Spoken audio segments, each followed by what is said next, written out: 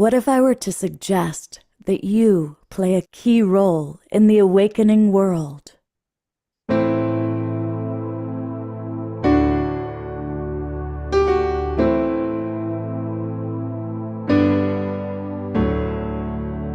that you are watching this because you have heard the call.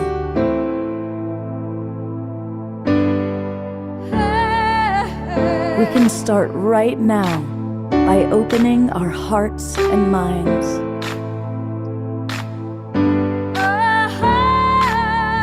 Welcome to the awakening world.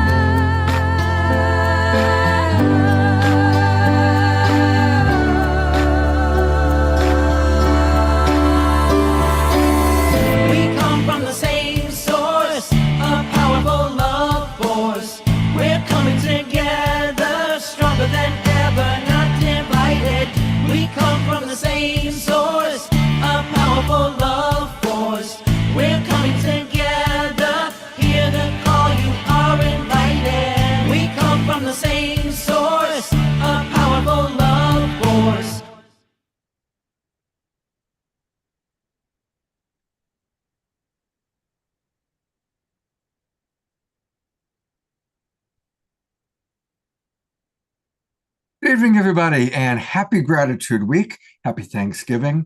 I'm Love Coach Scott Katamas, and tonight is a really special evening. It is our just before Thanksgiving show, and of course, the theme is gratitude, and we have so much to be grateful for. He's back. Our beloved house musical artist successfully made it all the way to Peru and back. And so Omashar is with us, and he's going to share a little bit about his adventures and experiences. And we have a very special co-host. Usually I don't have a co-host on Wednesday night, but the wonderful Tangela is blessing us with her presence and bringing all the gratitude that she brings. She is one of the most happy, amazing, grateful human beings that I know. So it's great to have Tangela with us. And she brought along with her two of her favorite people, and the two of our favorite people as well. It's AJ and Thomas, those wonderful guides, those wonderful gentlemen who together collectively channel. And the guides are going to take questions from you. So think about what your questions are for the guides. And we're going to have two rounds. They actually have agreed to stay longer. So they're going to be on earlier in the show and on again later in the show. We're also going to meet a new friend, Mary Cromwell, who has a very beautiful connection to Mother Earth Gaia, and is also doing a very important project, which is going to be our fundraising event tonight, and we'll learn all about that. And Heather Shea is going to make a quick appearance to let us know all about what she's going to be doing on Saturday night. This Saturday night, she's going to do readings, psychic readings of our pets, starting with Jasmine Bear, no doubt. But then any of you who want to have a reading for your pet, we want to let you know about that. And we'll talk a little bit about that during the Global Peace Tribe announcements. So it's a really, really fun show. We've got a lot planned. And with no further ado, I'm going to turn it over to Miss Gratitude, Tangela. Thanks, Scott, and thank you, everyone. Always amazing to be here with our Global Peace Tribe community, Soul Search community, the Awakening World community. It's such an amazing experience just to feel the connection as everyone gathers together here. We're all connected in the quantum field, and just being able to celebrate during this time, although there might be a lot of chaos and difference and things happening outside in the world around us, when we come together like this in community, it's such an amazing experience because we're bringing forth the energy of the world that we know we are creating together. And so that's so powerful. And I'm really grateful to be here with all of you guys to celebrate Thanksgiving and the growing community with Soul Search, with the Awakening World, with the Global Peace Tribe, and the connections that we all have together and that we come together to really uplift one another, uplift humanity, and raise the vibration. And we do that just by being here. We don't have to do anything else, just by being here and being us. And that's what's so beautiful about it. And I'm just so grateful to see all of your smiling faces and feel everyone's beautiful hearts and energies. And I'm really grateful to have AJ and Tom with me here tonight as well, because that's going to be a lot of fun as we really dive into the energies of gratitude, because gratitude for me is the pathway to happiness. So happy to be Beautiful. with all of you. Thank you guys, and happy Thanksgiving. And Tangela will be monitoring those of you who have questions for AJ and Thomas. So make sure you pop it in the chat box if you have a specific question for their guides that they bring through. And again, let us know where you are geographically. I'm just going to read a few because we've got people from all over. We truly are the Global Peace Tribe. Tangela, are you in Sedona, Tangela? Yes, I am. I'm here. And we've got Omashar from Colorado. Susan Bloomquist, I know she's right here in the wine country of California. Scotty Satori, also in Colorado. Colorado, very well represented. One of our other guests is from Colorado as well. Susan is in Santa Barbara. Carol, where is Carol? She didn't say. She's wishing us a happy Thanksgiving, though. Connie and Andrew are in Colorado. My gosh, it's a Colorado time. Looking at where else people, we've got Jeffrey and Sonia from New York. Oh my gosh, I didn't mention Connie and Andrew. They're like the main part of the show. So they're going to get their own special. I had a feeling that I'd forgotten something or somebody. So we are going to have in a little while, kind of it's become an annual tradition that Connie and Andrew come on and give us kind of a real beautiful history lesson and it's very inspiring what they're going to share about the first Thanksgiving. So I apologize for missing you in my opening. I got so excited. But we're going to get a lot of Connie and Andrew tonight. All right. Well, I think it's time for Omashar. And he was in the Sacred Valley of Peru. I know it's one of your favorite places, Omashar. So please share with us a little bit about what took place for you down there. And I think you've got some videos to show. I've got two very short videos, and yes, Scott, it was a wonderful experience. I think I'm going to start with a song and then go into it because that's how we do these things. But I was taking part in 2 weeks of ceremonies. I was there for 10 days of alcohol and drug-free ceremonies, and it's kind of akin to universal dances of peace and that kind of ilk. It's not easy to describe, but what happens in the first 3 or 4 days, you get together with a group. We were 31 people from 16 different countries, and we were represented by every different race, religion, color, and creed you can imagine. So it was really delicious, a wonderful soup. And you take the first 3 days, you start taking off the mask of personality to reveal your heart, and you kind of end up being in this beautiful field with each other. And then we went to these amazing sacred sites, like one was up at Lake Coricocha. It was at about 14,500 feet, and we're all dressed in magenta ponchos. We got drums and conch shells, and we're doing dances and all of these kind of interactive things which are kind of like universal dances of peace. But what it does is it weaves you together and you create this unified field. It's palpable.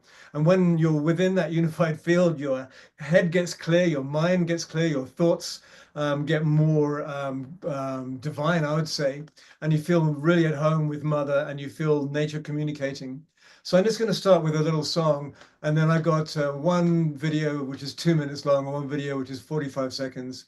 And but until then, we are going to listen to a song called "The Tear That Lost Fear of the Ocean." Action. I think it's action. Whoop. Yes. All right.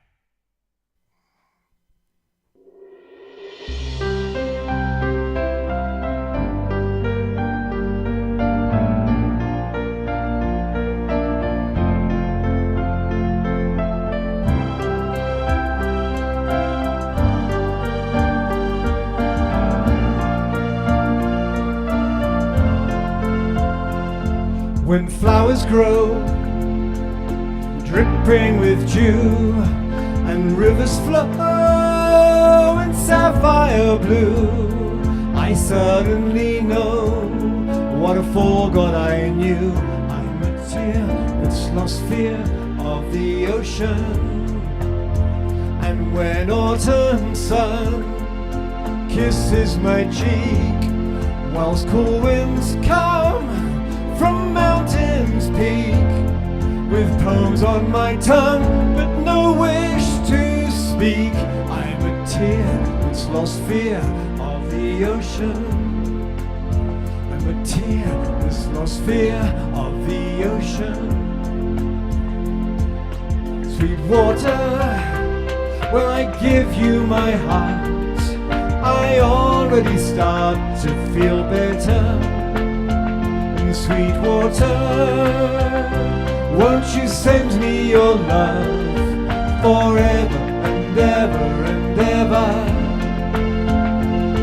Forever and ever and ever. Whoa. When tender hands trace memories where powdered sands meet temperate seas, I don't understand, but I love mysteries. I am a tear that's lost fear of the ocean. And when evening stars shine all around, my grieving heart's no longer down. And things that were lost, that's where true hope's found. I'm a tear that's lost fear of the ocean. There's people in the waiting room, tear that's lost fear in the ocean. And sweet water, when I give you my heart, I already start to feel better. And sweet water, won't you send me your love forever and ever and ever? My sweet water, when I give you my heart, I already start to feel better. Sweet water, won't you send me your love forever and ever and ever? I'm a tear that's lost fear of the ocean. I'm a tear that's lost fear of the ocean. I'm a tear that's lost fear of the ocean.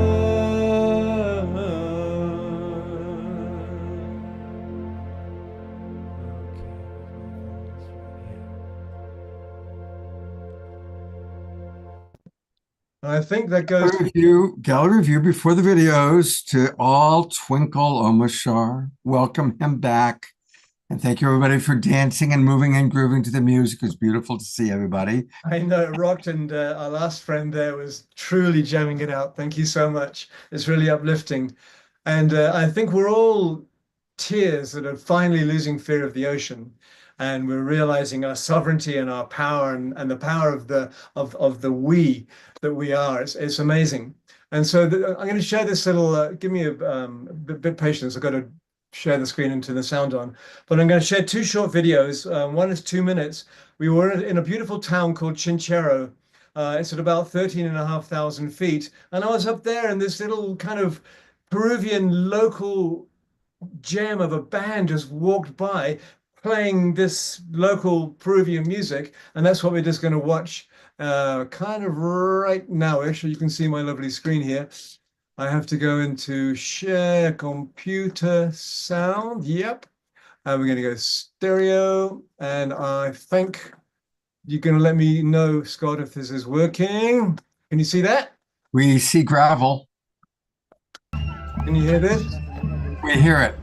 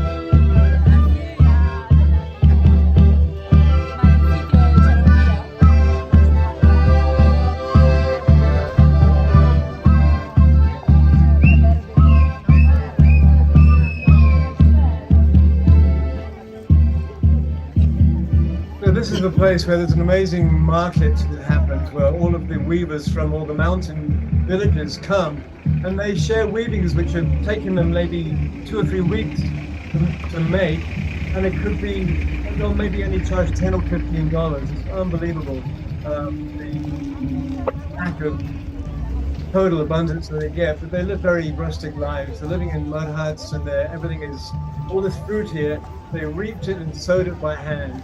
And this is the end of this little video. All good, Scott? Yeah, I love that. It's really fun kind of getting that feeling, the combination of the music and seeing the marketplace. It's amazing, and this is really high altitude, so the oxygen is down to about 40%. So us visitors were all puffing and panting. This next little video I'm going to share is only 45 seconds long. We were doing an amazing ceremony, but in a place called Rakshi. It was a very sacred site for the Incas, and this local family came, and there was a little girl that came with the family, who you see here. This is kind of how we were dressed for the occasion. And see this woman here where my cursor is, not cursor, that's not a very nice name, but where my arrow is Solara, and she basically brought forth the 11/11 gathering in Egypt in 1992, and she fell during the ceremony and fractured her femur. So her whole time with us was in a wheelchair, but that was interesting. But anyway, she soldiered on, and there's a big circle. There's 31 of us, the rest of them behind the camera. But this little girl on the right here, she's from a local family. She's this one's granddaughter, and she came and decided to sing us a song, and it was really unbelievable what she sang. You just listen. Shiva Shiva Shiva Shambho, Shiva Shiva Shiva Shambho, Mahadeva Shambho, Mahadeva Shambho, Mahadeva Shambho, Mahadeva Shambho. Shiva, Shiva, Shiva, Shiva.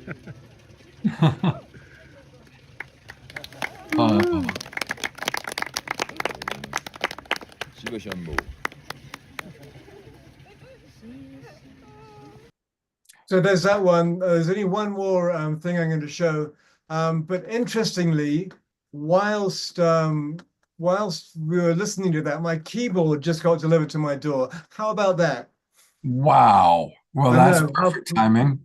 And so this is at Rakshi where this was, and we just we put rose petals all over the ground for our ceremony, and we was just sitting down here having just a moment. But we have drums, we're drumming, and we have conch shells and patutus, which are also like conch shells. Anyway, Scott, that's the end of my share for now. Thank you so much, and yes, I had a lot of fun. I got a lot more to share another day. I got about 300 photos and 20 videos, but anyway, love you all. Thanksgiving. I think that's wonderful. Tangela, I think that little girl needs to be on Soul Search. She's Definitely. clearly, got the spiritual thing going on. So, Well, the bizarre thing is a Peruvian branch of Soul Search. Definitely, we have to get her on it immediately. Yeah, they have an interesting school system there, but it was her school teacher that taught her that song. So anyway, namaste. Thank you, Omashar. I think he's probably excited to get his keyboard back. I think so, but that was so fun. I loved seeing all of the beautiful views of Peru, and then just hearing the music and seeing everyone dancing together. That I'm so happy, Omashar, that you went on that trip. That's amazing, and thank you for sharing it with us and bringing us with you to Peru. Thank you. It brought back a lot of memories. I've been to Peru twice and brought back those memories. So, and I'm sure for a lot of the people here that have been to Peru, in fact, I'm seeing Ayada wrote, "Oh my God, the music of the Andes just speaks to my heart and soul. I cannot wait to visit Peru." So if any of you have been to Peru, pop that in the chat box as well. Tangela, I'm going to turn over to you to introduce our wonderful guests. Yes, I am excited because we have our amazing Soul Search TV stars here with us today, AJ and Tom, and they are intuitive channels.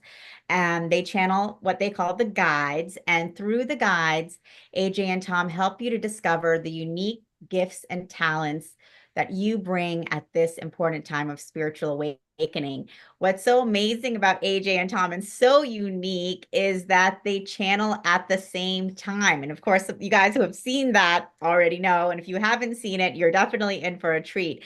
They channel simultaneously by tuning in to the universal mind. As clear conscious channels, they share messages from source so that you can live your best life in full alignment with your higher self. And they bring through all of these beautiful messages with a lot of fun, with a lot of humor, with a lot of joy, which is what I love about you guys. And also, you have this amazing show on Soul Search TV, which Scott, I did share the trailer with you. I don't know if you had a chance to download it yet. If not, we can take a look at it later. Yeah, I But have it's not. I'll do that now. I did not realize that. perfect. It's called The Infinite Pathway: Journey to Self-Realization. And it's an amazing 12-part series that AJ and Tom have on Soul Search TV. So if you guys have not checked it out, definitely tune in, because each episode is a real powerful teaching and transmission. And they are going to be leading a really exciting journey for all of us in the Soul Search Facebook group starting in January, where they're going to be hosting a watch party where together we're going to be able to watch each episode, and then later in the week do some Q&A with AJ and Tom and with the guide. So it's going to be a real fun, interactive experience. They're going to tell us a little bit more about that. But without further ado, welcome AJ and Tom to the special Thanksgiving show. I know you guys love, and the guides love, speaking to all of us about gratitude. So welcome. We're Oh, thank grateful you to. so much. We can't think of a better time to be with everyone than Thanksgiving Eve. How perfect. And to be surrounded with so much love and so much joy just gives us great joy. So we're so glad to be here. Absolutely. The energy is just off the charts. I don't know if you can feel it, but it's a very important time to have high vibes right now. So we're really excited to bring through the guides, and we'll start actually with a little brief meditation just to align all of our energies, both for ourselves and for everyone here today. And then we'll probably have a little opening statement from the guides, which is very typical from them. And then we'd love to have the guides answer your questions, but we'll be in a little bit of a trance. So we'll let Tangia coordinate that for us as we bring through the guides for you today. All right, let's go ahead and get started. And if you join us, please, in a nice, deep, cleansing breath. Really feel that air as it goes in and out of your lungs. Even though we won't continue to do it together, just allow yourself to focus your attention on that lovely breath, the gift of life feeding every cell in your body. Now allow yourself to feel the energies of earth beneath you, whether through your feet, through your seat. Feel the energies of earth coming up, securing you, rooting you, grounding you as she does so perfectly, so that you are safe and secure as we step into the etheric realm. In the same breath, feel the energies from the divine entering through your crown chakra. Feel that at the very top of your head opening, so that we have energies as above, so below, anchoring us, enabling us to be incarnated souls during this lifetime, fully equipped. We welcome in the guides and invite their wisdom in any way that best serves the greatest and highest good of all. And we ask only that you enable AJ and I to communicate clearly throughout this transmission. We welcome you.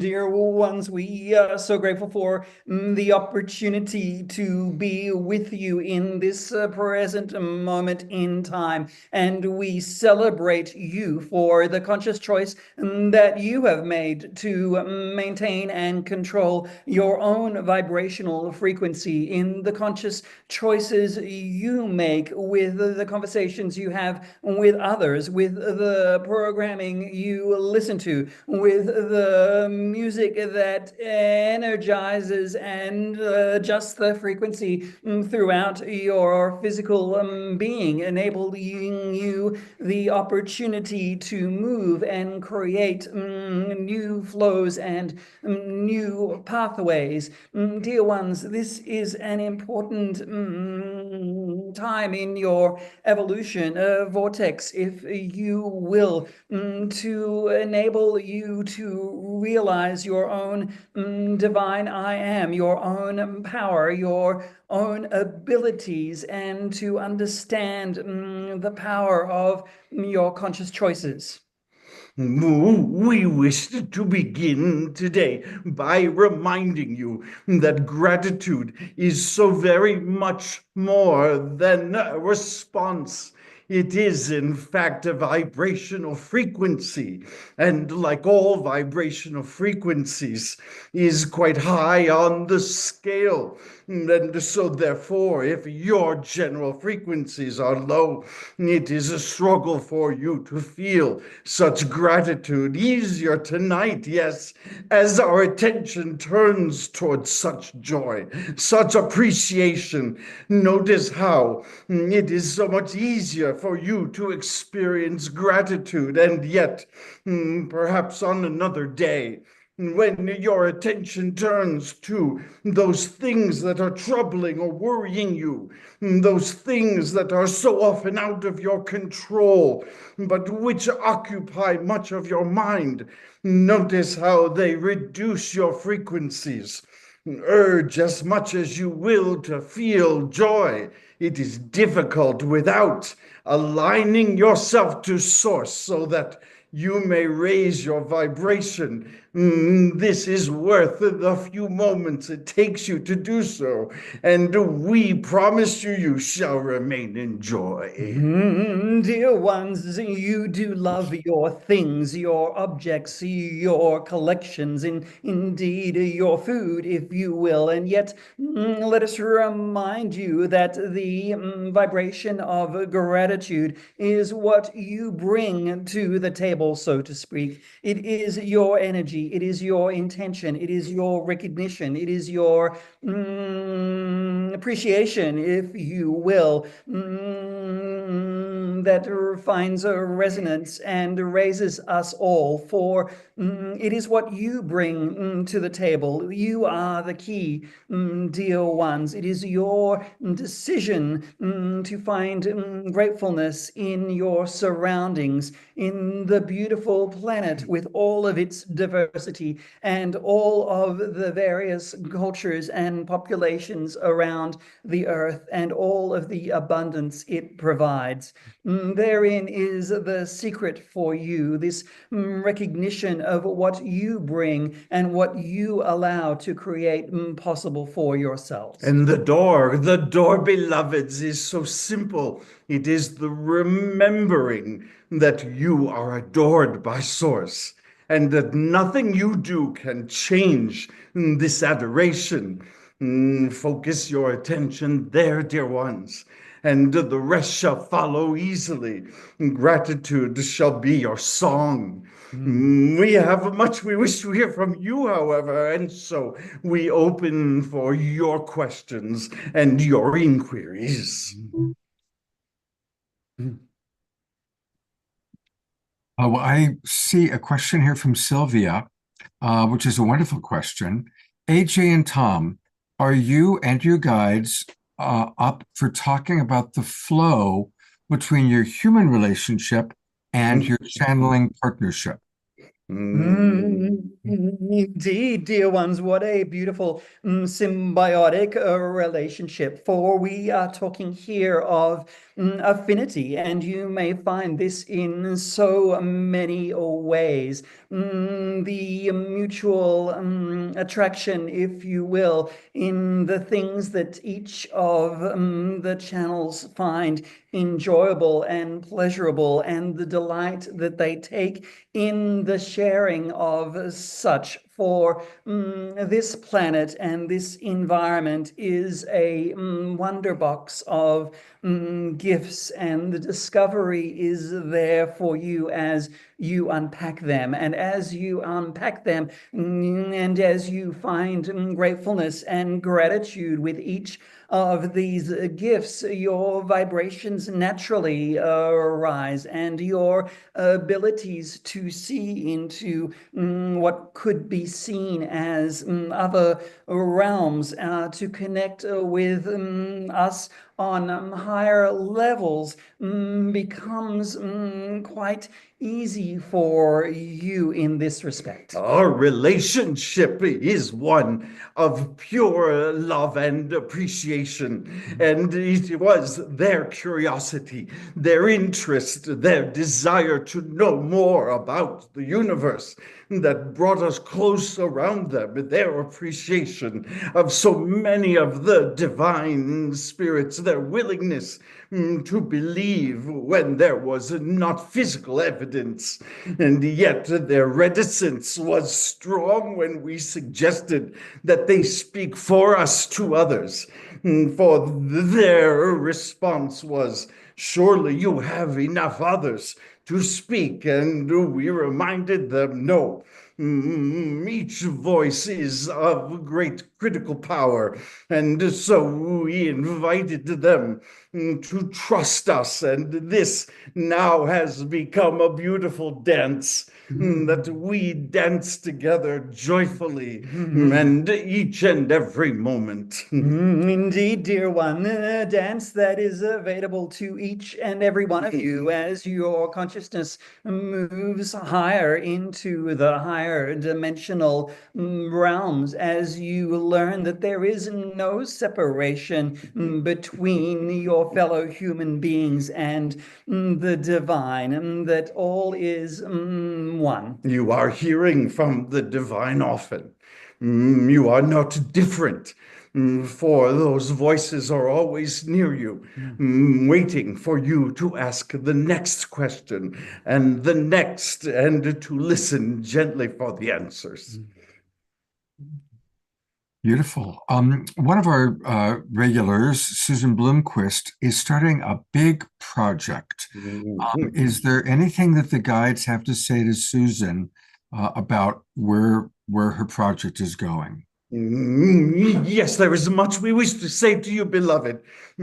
First, we wish to remind you that it is not the outcome that shall serve as the measure, but the intention. These are different energies, the intention that you hold and the reasons beneath why you wish to do this project. This shall continue to be clarified at times through success, at times through failure, whatever is needed, dear one, for you to purify your intent as you go forward. And yet, the energy of outcome is not for you to place attention, for the energy of outcome is simply the road that is followed. The gift is not the same energy as the receiving of the gift.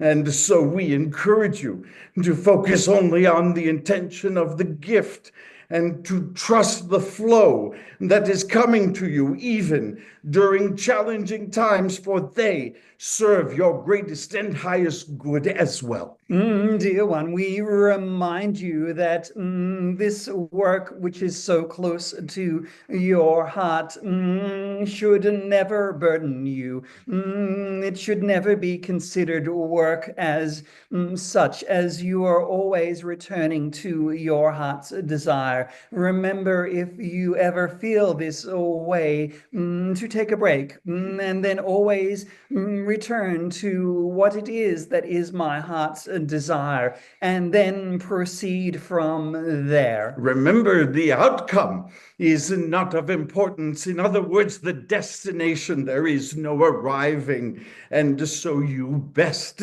take joy in every step of the journey, for every step is surrounding you with great love and confidence in all that you have been blessed to do. Beautiful. Here's a question from Aza, also known as Heidi, who is the wonderful woman who is dancing up a storm during Omishore's song.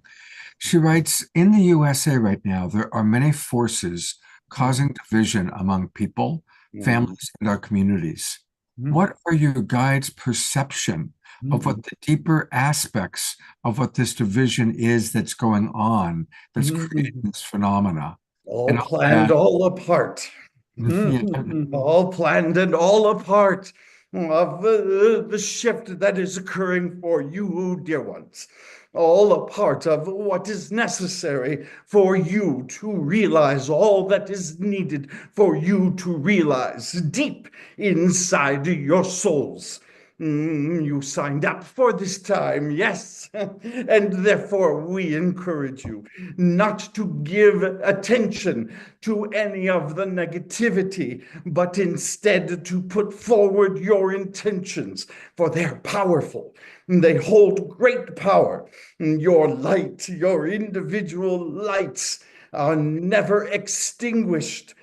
For there is no power in the universe that is able to extinguish the light, and therefore your light. And so we remind you that you have the ability to shake away those things which are not of service to you, and instead to remain attentive to those things that give you joy, for they are the power and able to transform all that is around you. This is the test, my dear ones.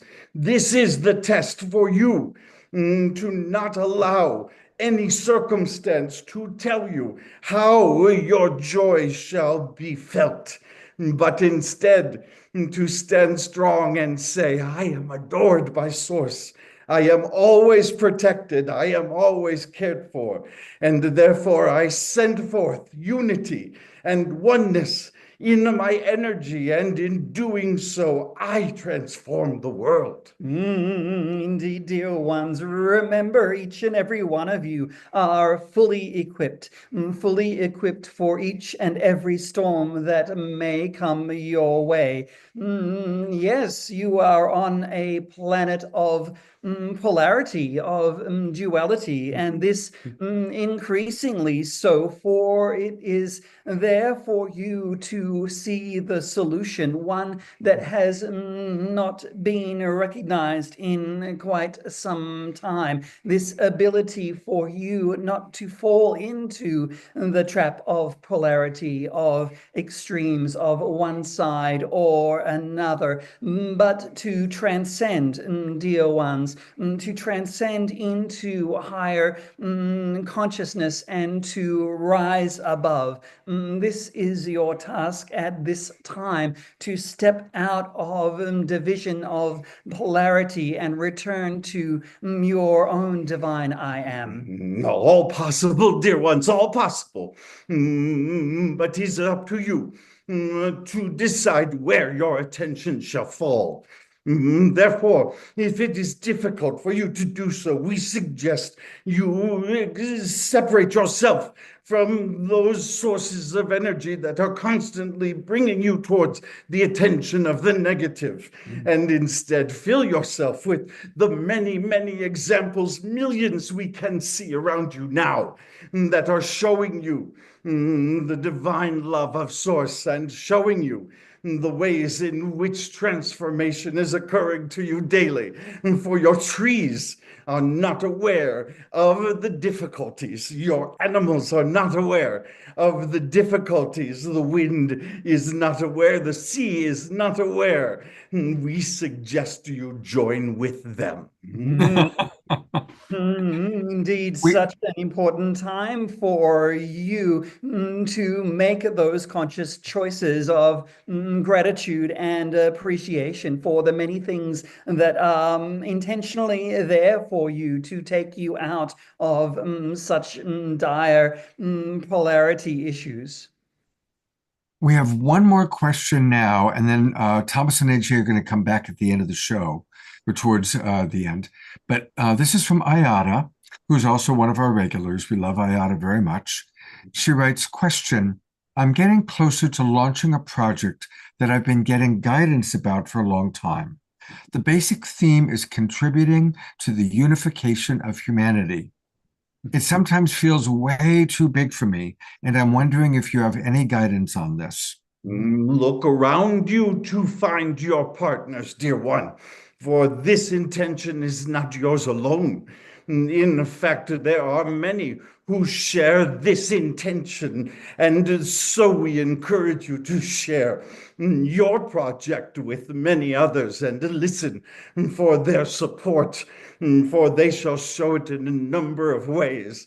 Too large for you, no, not at all too large for you, and inspired by your very soul, the reason why you are here now.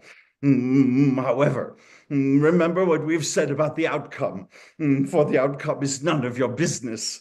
Instead, we encourage you to stay true to your intention, one step at a time, one movement at a time, and each time an individual that encounters you or your entire tribe, those that you have brought in to share with you this vision of yours. Every time it brings one individual into a greater sense of hope for their fellow man.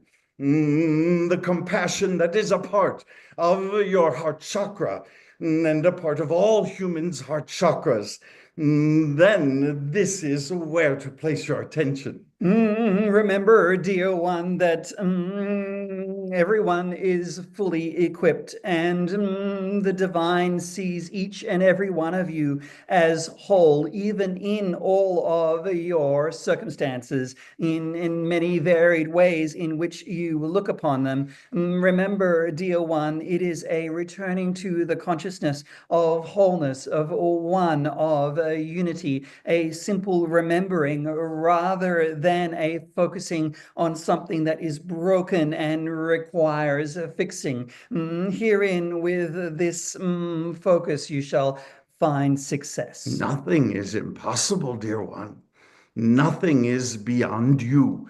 For your intent is strong, and your heart's desire is your very life force. So we encourage you to enjoy it, knowing that the millions of angels surround you and share in your dream. And with this, we are complete.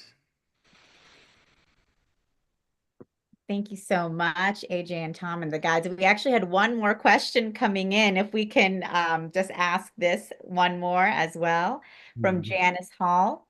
Any tips or exercises to unplug from the matrix, all programming or tendrils that may be embedded, known or unknown? There are many, and you do know them. For you can feel them, you can feel the energy of them, heavy or light, burdensome or not. Note when you smile and when you do not. Here is the clear distinction. There are some that are easy.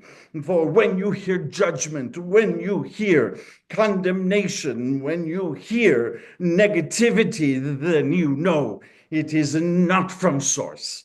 When instead you hear love, and you hear belief, and you hear faith, and you hear joy, Note how they make you feel, and note that these are where you must move forward toward. The exercise we invite you toward is an easy one. It is listening into your own soul. For your soul is telling you, along with your guides who surround you each and every day, what it is that is in your greatest and highest good. And therefore, the more you practice the listening of their messages and the listening of your own heart, this is where you shall find the direction you need. Indeed, dear one, a matter of discernment, a recognition that you are not a part of the foibles of the mind and the imagination, but you are a child of the divine, and always making space to return to that aspect of you which is divine, and not concern yourself again with issues of polarity. You are stronger than you believe. We say this to all of you. You have great capacity for love, or you would not be here in this collective. You are, in fact, standing ahead of much of humanity who looks towards you to see where they shall step next. As such, you are deeply protected and amazingly loved. With this, we shall close for now. Beautiful. I'm going to go right into, whoops, let's go take a look at their trailer, this beautiful trailer that they've created. Do you want to say anything about it, Tangela? I think we can just jump right in and check out the trailer for Tom and AJ's beautiful show. Thank you for the channeling, guys. That was amazing. Thomas Workman and AJ Kavanagh are intuitive channels. You were created as a part of a universal plan. Who have a remarkable ability to speak for a spiritual collective they call the Guides. As you step into the light, you find new realities, new worlds indeed open up for you.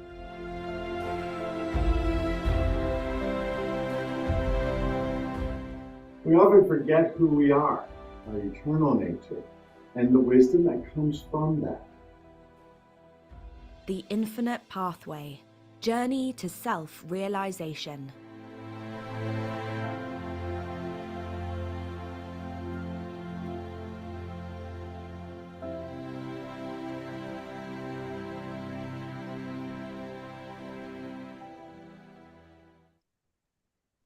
Wow.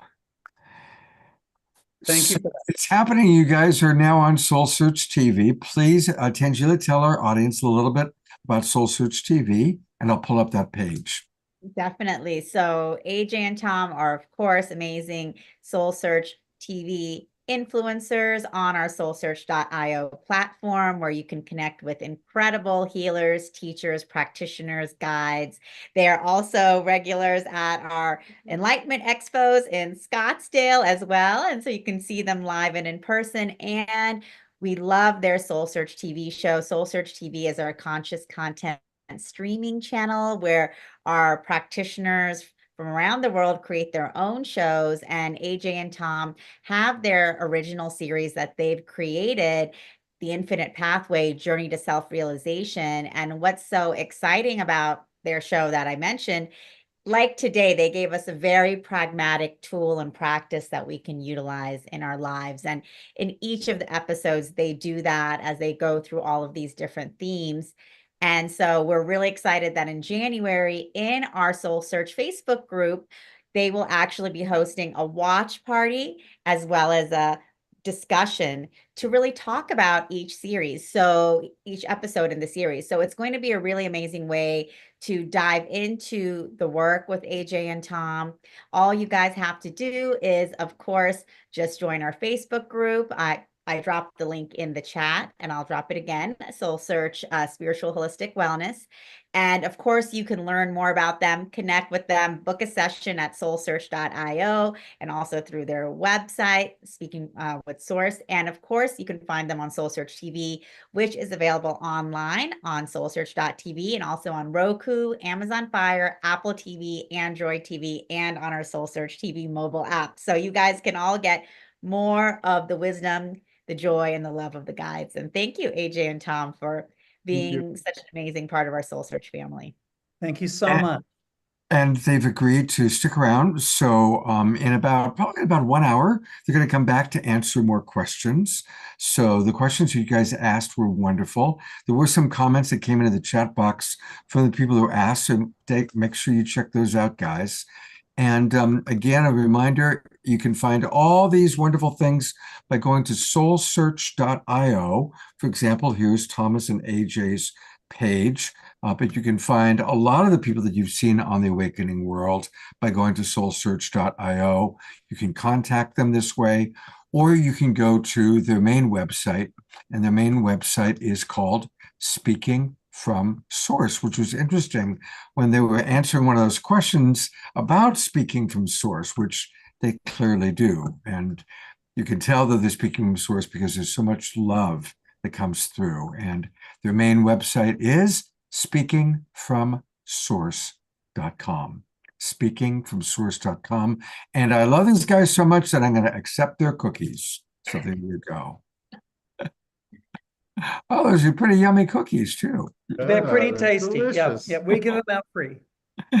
Thank you, guys. We'll look forward to seeing you in a little bit. Thanks so much, AJ and Tom. Well, Tangela, it's my pleasure to introduce a new friend to the Awakening World. Are we doing music first? Were we doing music? I thought we were doing Mirror next. I could be confused. I think Thomas and AJ, then Omar Shah. But go for Mayor. It's all good. See, Scott introduces Mayor Cromwell. Take a look. I have a different one, brother. It's all good. Sorry, excuse me. Love you. That's quite all right. The proper agenda is at the very, very top of our chat box, Omar Sharp. Now you guys get to see how it kind of all goes. So this is Mayor Cromwell. And a big part of the Awakening World, going way back to when Deborah and I first started the Global Peace Tribe, has been fundraising. Back when we started the Global Peace Tribe we were doing Saturday Night Live for the Global Peace Tribe, we raised well over $100,000 in our first year for fire victims mostly. And we always like to keep our finger on the pulse of what's going on in our community. Of course, as you all know, that regulars, we've recently supported Piper Dellums. We've recently supported Connie and Andrew, who are with us tonight. And tonight we've got a real treat. Mayor Cromwell originally invited her to share with us about the great work she's doing in the Appalachian Valley. She's going to talk about that. And I also discovered and learned that she has a direct connection to Mother Earth Gaia. So, Mayor, welcome to the Global Peace Tribe. Welcome to the Awakening World. And I'd love for you to share with the audience both a little bit, whatever message from Mother Earth, and then certainly how we can support the work you're doing. Gosh, Scott, thank you so much. It's really an honor to be here and an honor to have everyone here who's with us, because as Source was speaking through AJ and Thomas, this is a selective collective of people who, with beautiful hearts, who are really focused and committed to growth and raising their spiritual vibration. And so it's truly an honor to be here. Gosh, I guess it's important I talk a little bit about who I am and how it is that I'm even doing this project for Appalachia, because I am a Gaia mystic and high priestess, and Mother Gaia actually told me to call myself a high priestess. My journey with her went very deep, very fast when I was diagnosed with cancer in late May of 2012. And had already arranged to do a ceremony with a gifted Algonquin medicine man that was scheduled for 4 days after I'd gotten that diagnosis. So I was freaking out, but I already knew that my life was to serve Mother. I wasn't going to miss this ceremony. And just before we started the ceremony, the Algonquin man said to me, I'm going to be bringing Gaia's energy and conscious into your energy body, but I don't know how you're going to disconnect. And I was not concerned because I just knew that I was meant to be there, and whatever was meant to happen was going to be beautiful and positive and healing for Mother. And that was my goal. And right at the end of the ceremony, Mother started talking to me really clearly, like you're hearing me now. And I didn't hear her before. The Algonquin man has a really close rapport with her. But she said to me that if I surrendered to her to the extent she was going to ask me to surrender, then I would heal from the cancer without the doctors, which is what happened over the next 14, 15 months. And I'm getting chilly bumps right now telling you this, which usually is a sign that Mother's coming in more strongly right now. So she'll probably be speaking through me, through part of what I'll be sharing. This has been a rollicking adventure because this really kicked in a big way in 2012, that June. My car went an extra 110 miles on full 2 weeks after that, when Mother told me to go to the shore, the ocean, and listen to her. And when I got there, she basically downloaded all these messages in me, one of which was, I want you to write this book. So I've written 2 books with Mother. I'm working on my 3rd one called Gaia's Web of Love. And Mother has a way of waking me up really early in the morning. Maybe AJ and Thomas can relate to this too with your guides and how they work with you. It's like that prime hour of 4:35. What's happening right now, like every day these days, happened to me intensely in the phases of deep writing with Mother and deep project work with her. And so I live in Western North Carolina, and I would think all of you know about Hurricane Helene. I live with my sweetie here. We're actually more on the eastern side of Asheville, on the other side of the mountain ridge there. So we got hit, but nothing like what happened in Asheville along the floodplain, Marshall, Lake Lure, Chimney Rock. So many communities got flooded out, buildings destroyed, houses washed away. A lot of people lost their lives. There are still cadaver dogs looking for bodies, believe it or not. It's not in the mainstream news anymore. And so the second weekend in November, I'd gone for a retreat to the beach, and I came back. I was really exhausted, 10-hour drive, and I love taking baths. And baths is where I do my best ceremony, honestly. And when I do ceremony, just to let you know, I've studied with Native American teachers for 26 years, and a couple of them have really confirmed my close rapport with Mother, which is the only way I could do this work publicly.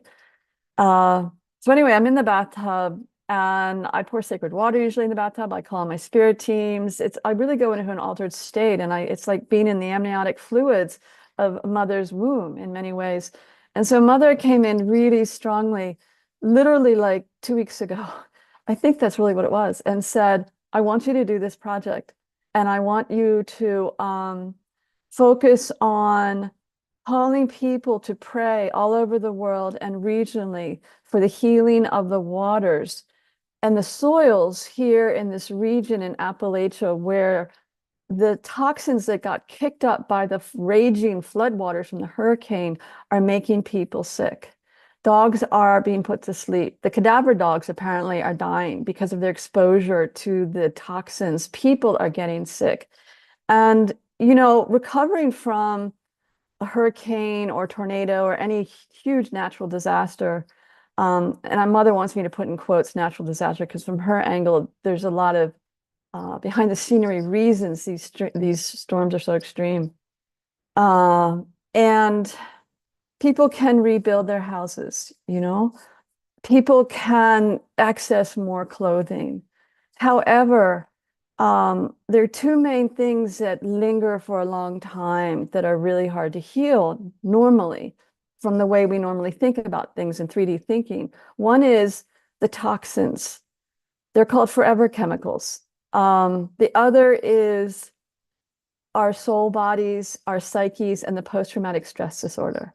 And people are freaking out when we had another big rainstorm and windstorm of, 2 weeks, 3 weeks after the hurricane, because there's all this triggered reaction to surviving this hurricane because it was so extreme. So my work that Mother's asked me to do. And I know that it will have some ripple effect on people's hearts and their emotional fields and the healing. But Mother said, I want you to call for people to pray all over the world. And I organize global grids of ceremonies. I've been doing this for 8 years. Traditionally, what I've been doing every fall is 1,000 goddesses gathering global grid. But this time, Mother said, we need to focus on basically loving up the toxins to the point where that much energy and love will encourage them to vibrate into inert divine source energy, as my friend Janice words it. Thank you, Janice. And there's a lot of research on the power of prayer. And I probably don't need to speak to the choir here, but I'll just share that if you don't know about Masaru Emoto's work, he was groundbreaking back in the 90s, 2000s, et cetera, probably even prior to that, photographing water crystals and how they responded to our thoughts, the words, and recruited groups of volunteers to pray around toxic ponds, which actually healed the waters to a large degree. And there's so many instances where prayer has cleared the toxins, the poisons, the toxic bacteria in waters. And so this event is happening on Friday. It's now Wednesday night here in the United States. And all of you are invited to participate. And if you go to the website that Scott just put in there, greatmotherlove.earth, there's information on the top of there. Thank you, Scott. Feel free to join our email list. You'll find out about more projects that I'm involved in. Oh, thank you, Scott. Look at him. He's putting his email address in there right now as we speak. You're such a love. So you're all invited, and I am actually blown away at how viral this has gone. People are picking it up all over the world, all sorts of different groups around the country, and the groups here in North Carolina that have all been sharing hurricane relief effort updates. And people still are actually living in tents right now. So this area is going to be in recovery for a long time. But if we can at least pray and love up this part of Appalachia, really focus as if you're praying over a friend who's got advanced cancer, we have the capacity to actually transmute. And I want to share something with you that I actually communicated with the consciousness of the toxins. I can do that at times. And what they said to me was, we are really willing to transmute. Their existence is a very strange one because they were human-made, they're toxic substance, they're not natural here to Earth. And so they're willing and happy to be transmuted, but they need that boost of energy. So you're all invited. I'm happy to take any questions. And Mother is just ecstatic that Scott invited me here to be on the show tonight. Yeah, 1:11 p.m. Eastern time. And if you can't do it then, to do it anytime on Friday. And the thing is that Friday, for those of the United States, is a day to digest Thanksgiving meal. So it's a great time to actually go outside, go for a walk, go to your local waterway, stream, river, or even do it in your own house over the sink with water there. But it's our hearts. Our hearts are so powerful. And I know that AJ and Thomas with their guides would really confirm that too. Mary, would you be willing, we do pray on this show frequently, and would you be willing to lead a prayer for us all right now so we can pray for the waters and pray? Sure. Yeah. Oh, Scott, you're so good. All right, let me tune in. Actually, Mother's coming through right now.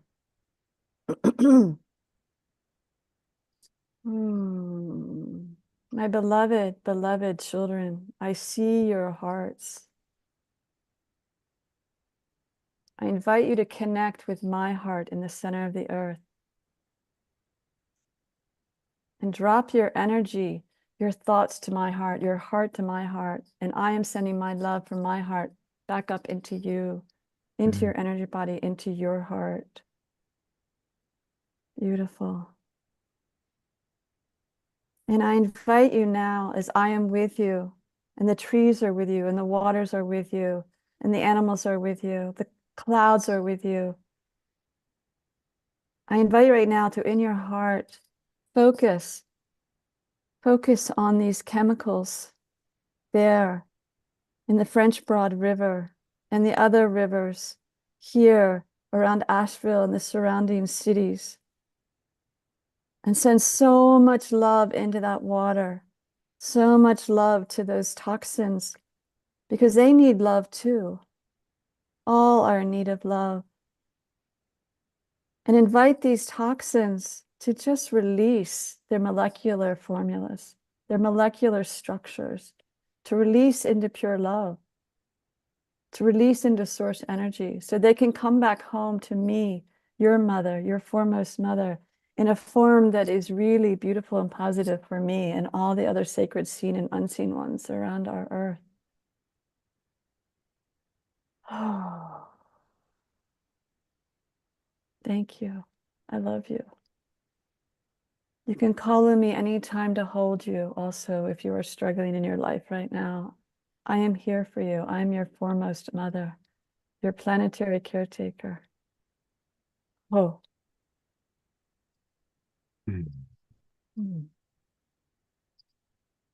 Thank you. You know, I always like to remind people that if you're ever feeling disconnected, lonely, isolated, remember that our true mother is Mother Earth Gaia, and she's always holding us. It's called gravity. We're always being held by our mother. And it's so important to remember that. So I've said that many times, I think, on the show, but I thought I'd repeat that again. And Mara, thank you so much. You're welcome. I just want to add to that you can really ask her to hold you. Like if you're in a fetal position and you're crying, you will, if you're sensitive to her, she will come really, it's gravity, yes, but it's more than that when you really reach out to her and connect. Beautiful. All right. Well, now is when we get to have an Om Shar song, because after prayer is always a good time to go to Om Shar. Mara, thank you so much for the wonderful work you're doing. And I know I and many of us at 8:11 p.m. Pacific time will be tuning in. Actually, let's see, it's 1:01 p.m. So it'll be our 10. 9. No, 10. But you know what? If you can't do it then, anytime during the day. Really, because it's just one field of energy. Yeah. Thank you. And here is beloved Om Shar. Yes, thank you, Mayor. I always appreciate being channeled or communing with Mother. And you took me right into the depths there. So as I'm rising into my body to sing for us, I'm here with gratitude for our Mother Earth and, of course, all mothers and the mother energy within us all. And this is a song called Thank You for This Day. And it was originally from a Native American church. And then it was adapted by Karen Drucker. And then it was adapted by me. And so without any further ado, I'm going to change mic source and let's groove to this little thing.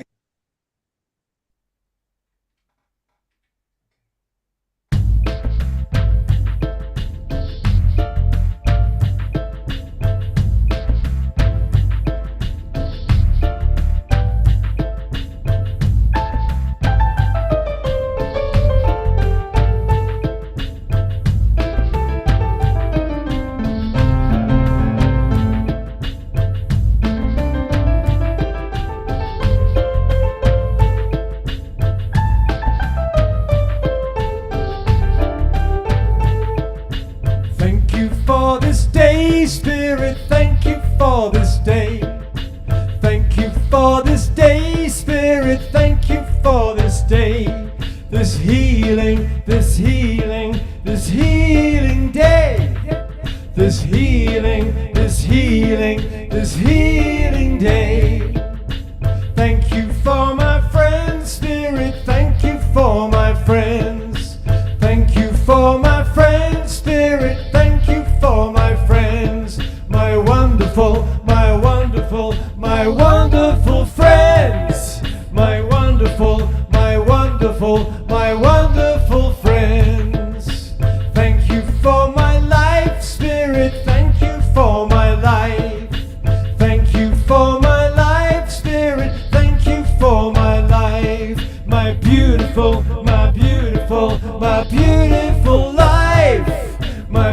beautiful, my beautiful, my beautiful life. Thank you for our health, Spirit, thank you for our health. Thank you for our health, Spirit, thank you for our health. Our radiant, our radiant, our radiant health. Our radiant, our radiant, our radiant health. Thank you for the trees, Spirit, thank you for the trees. Thank you for the trees, Spirit, thank you for the trees. The powerful, the powerful, the powerful trees. The powerful, the powerful, the powerful trees. Thank you for our food, Spirit, thank you for our food. Thank you for our food, Spirit, thank you for our food. Our vibrant, our healthy, our life-giving food. Our vibrant, our healthy, our life-giving food. And thank you for this tribe, Spirit, thank you for this tribe. Thank you for this tribe, Spirit, thank you for this tribe. The soulful, the soulful, the soulful tribe. The soulful, the soulful, the global peace tribe. And thank you for our wealth, Spirit, thank you for our wealth.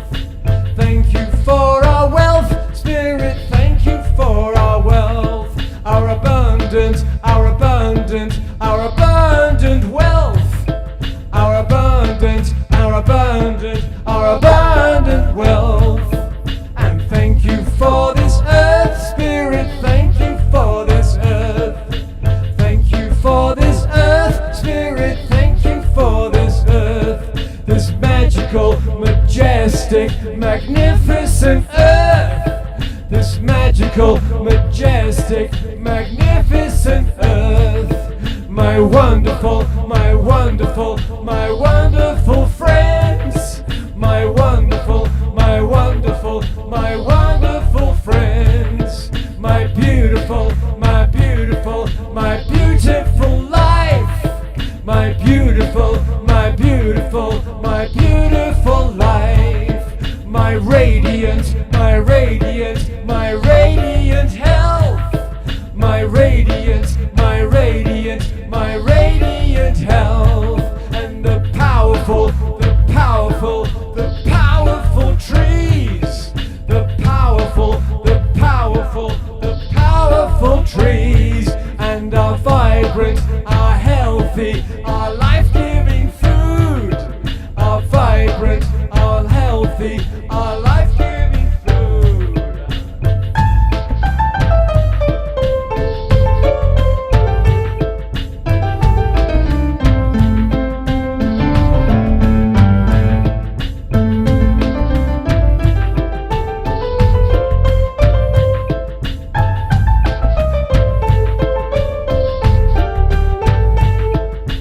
Thank you for this day, Spirit, thank you for this day. Thank you for this day, Spirit, thank you for this day. This healing, this healing, this healing day. This healing, this healing, this healing day. This magical, this majestic, magnificent earth. Magical, majestic, magnificent earth. Woo! Going to gallery view. That's a double, triple twinkle for that one. I love that. Yeah, triple twinkle. I tell you, once the song's been passed through 3 hands, it becomes even more awesome. So there it is.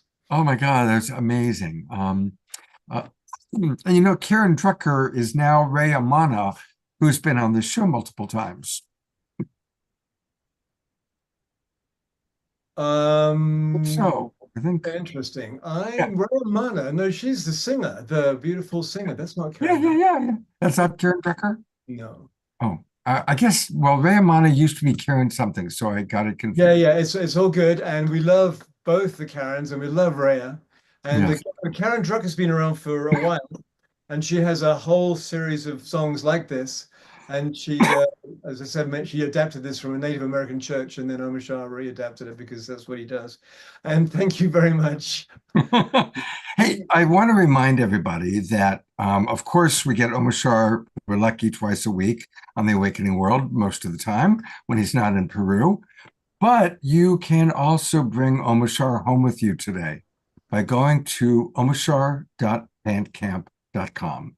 Yes, Omar Shah comes home with you in wonderful ways, and you've got 5 different Omar Shahs to bring home with you. So really, let's support our beautiful brother. His music, of course, is amazing. And again, if you go to omarshah.bandcamp.com, that's the best place to get his albums and his music. So thank you for that. Thank you, Scott. I appreciate that. See you later. See you soon. I want to introduce Heather Shea, and she's here to kind of warm us all up for something very special that's going to be happening on our Saturday night show, just in a few evenings. So welcome aboard, Heather. Thank you. It's wonderful to be here and just delightful. And thank you for this tribe. I love that. And I know Karen would love that version of the song. So very, very fun. So thank you. And thank you for all of you. It's been an extraordinary evening. So I feel very blessed to be here. And so does Nemo. I mentioned to Scott that Nemo may be joining. Nemo is your black cat. Yeah. Okay, good. Well, share with us, because we're going to have about an hour with you on Saturday night, where you're going to give an opportunity to give readings to those of us that have fur family members. So tell us how that works and what you're going to need and what's going to happen. Sure. Well, bring in your fur family, not literally, they can be with you, but what I need is I need a picture, and it can be a dog, a cat, a horse, a rabbit, a chicken, whatever, whomever you would like to bring in. And I'd like to know their name, how old they are, and how long they've been with you. And if you feel like it, anybody else that might be around. So if it's a dog, sometimes I like to know if there's cats in the house or if they have a bunny rabbit friend. And we'll be talking to them. And what I do is it's a combination of telepathy and insight, and I literally have a conversation. So it isn't like I'm going to be here clucking or barking or meowing. I go into a state with them, and I find out what's interesting to them, what their essence is, what they're about, what they like, sometimes what they don't like. If you have a question, I can ask them the question. I will also, if you would like, look at any health concerns that you might have about them. I am also, if it's okay with Scott, I'm happy to work with animals who are in this dimension, and also many of us have spirit animals at this, especially this time of year. We're grateful in the holidays and we miss somebody who's passed on. So if you would like me to speak to a cat, a dog, a horse, or whatever that has transferred, I will be happy to do that as well. If you want to find out how they're doing, what they're up to, I'm happy to invite that in. Because the time frame will probably have about 5 to 7 minutes per animal, I can always follow up if there's something that needs following up. I get questions like, why doesn't my cat go into the cat box? So it might be something like that. I had that recently, and the person had changed the kitty litter, and the cat felt that the new kitty litter was hard on his paws. I get the, why does my dog bark? Is my dog protecting me? And sometimes it's like, no, actually the dog is protecting himself. So you can get a variety of things. I was working with somebody recently, and they were very cute. They were like, well, I like watching Golden Girls and American Idol with my mom. It's like, okay. So I can hear anything. This was a case where the person was having a challenge with a dog going inside the house, or she just wanted it to go out when they were going out. And the dog came from a previous home that had a doggy door. So also, I was working with a guinea pig who was very upset. His name was Elvis. And the mom was wondering what was wrong with Elvis. And it turned out that she had started putting arugula in his food. And he didn't like arugula. So anyway, I can get all sorts of things. I can also get, if I do a fair amount of work when somebody's saying my animal is a little bit older, is it time for them to transition? Are they ready to go? We just found out they have cancer or something. Are they willing to go through the operation? So I'm kind of going on and on. So really, kind of like if we're talking to somebody else, we'll have those conversations. And it's very fun. And I'm very grateful, Scott, for this opportunity. Oh, it's wonderful. It's wonderful. We've got a quick question from Heidi wondering, she says, what if I have 9 dogs? Can I show a picture of all of them or do I need to choose one? Show them all. Okay. You can show them all. And what you can do is say, for this time period, is there one, hello, baby, we're going to talk on Saturday. Yeah. We've had little conversations ahead of time, haven't we? Yes, we've been sneaking in because when I start to make a connection, I start hearing things. So, hello. Yeah. Well, I figured I'd bring her on. She was right here and got antsy when this. Like, we're talking to me. And as you know, and everybody on this call and this program knows, her real essence is about love. Yeah. That's who she is. She is love. She's about love. She's here for love. And we'll talk more about that. She also is gorgeous. Oh, thank you. Knows she's gorgeous. You're gorgeous, yes. Yeah. And there goes the love. We'll talk more on. more things to talk about on Saturday. So thank you. Heather, thank you so much. And yes, I can do the 9. I can probably focus on 1 or 2, or if you have a specific question, but I'm happy to touch base with them all. Okay, great. We will see you on Saturday night and stick around. We've got a great show. So we'll see you in a little bit. Great, thank you. And Sheila, my wonderful co-host, what would you like for the audience to know about that's happening with Soul Search? Well, we always have a lot going on, of course, Scott. So thank you so much for everyone and all of the beautiful shares that we're hearing tonight. Mayor, actually, I did a 10,000 Goddesses ceremony here in Sedona as part of your 10,000 Goddess gathering earlier this year. And I actually tuned into your morning meditation that morning. So I never met you in person, but I just wanted to let you know that I have been following your work and I did the I Goddess. remember you. I remember like you're connecting with me. That's so beautiful. Thank you. No. Thank you. And we'll definitely share the prayer for Appalachia in our Soul Search community, in our Soul Search Facebook group, and let everyone know to please tune in and share in prayers at 11:11 on Friday. Thank you. Thank you. Do that so we can all be in collective prayer together. And Scott, what do we have coming up with Soul Search? So as all of you guys know, our community is very active and we have our Soul Search Enlightenment Expos very often. And we actually have 2 this month in December. We have Dublin coming up in Dublin, Pleasanton, California. Our expos are a lot of our Global Peace Tribers have been a part of them, and they are so much fun. We bring our whole community together. We have incredible psychics, channels, mediums, healers, crystals, all sorts of transformational technologies and body work, energy healing, and so much more. So we'll be in Dublin, California this Sunday, December 1st, 10 a.m. to 6 p.m. So if you guys are in the Bay Area and you want to come get some fun, unique holiday gifts, you want to get a reading to figure out what's going on for the holidays and for the new year, then definitely come by Dublin, Pleasanton. Yes, thanks, Scott, for pulling this up. And December 8th, we'll be in Santa Ana, Orange County. So again, another magical holiday expo with Soul Search. Come and be a part of it. It's a psychic and healing fair, holistic event, holistic expo.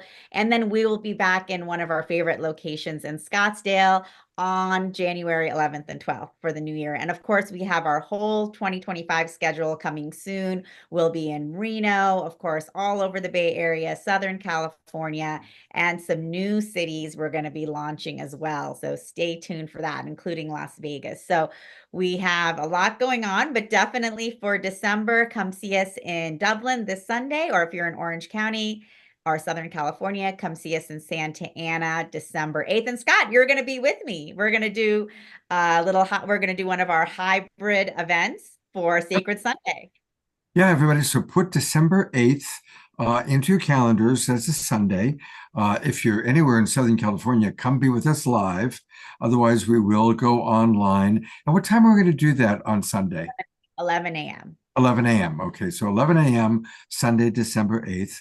I'm taking a road trip. I'm going up to Nevada City this weekend, then up to Reno, and then down to Los Angeles. We'll be there on the 8th with Tangela. And for anybody in San Diego area, on Tuesday, December 10th, I'm going to be doing a relationship satsang experience with my good friend Viraja Prema. And we take people's questions, and it's a live event. This will not be online. This is a live event. So it'll be in Encinitas, which is north of San Diego. So that's something kind of fun on my end that I'm looking forward to. That's going to be great. Anything else on Soul Search that you want people to know about? And of course, like I mentioned, we have AJ and Tom's watch party. That's going to be coming up in our Facebook group in January. So definitely stay tuned for that. We're really excited. It's going to be very interactive. It's going to allow us to really get in deep with the guides and all of the messages and teachings from the TV show.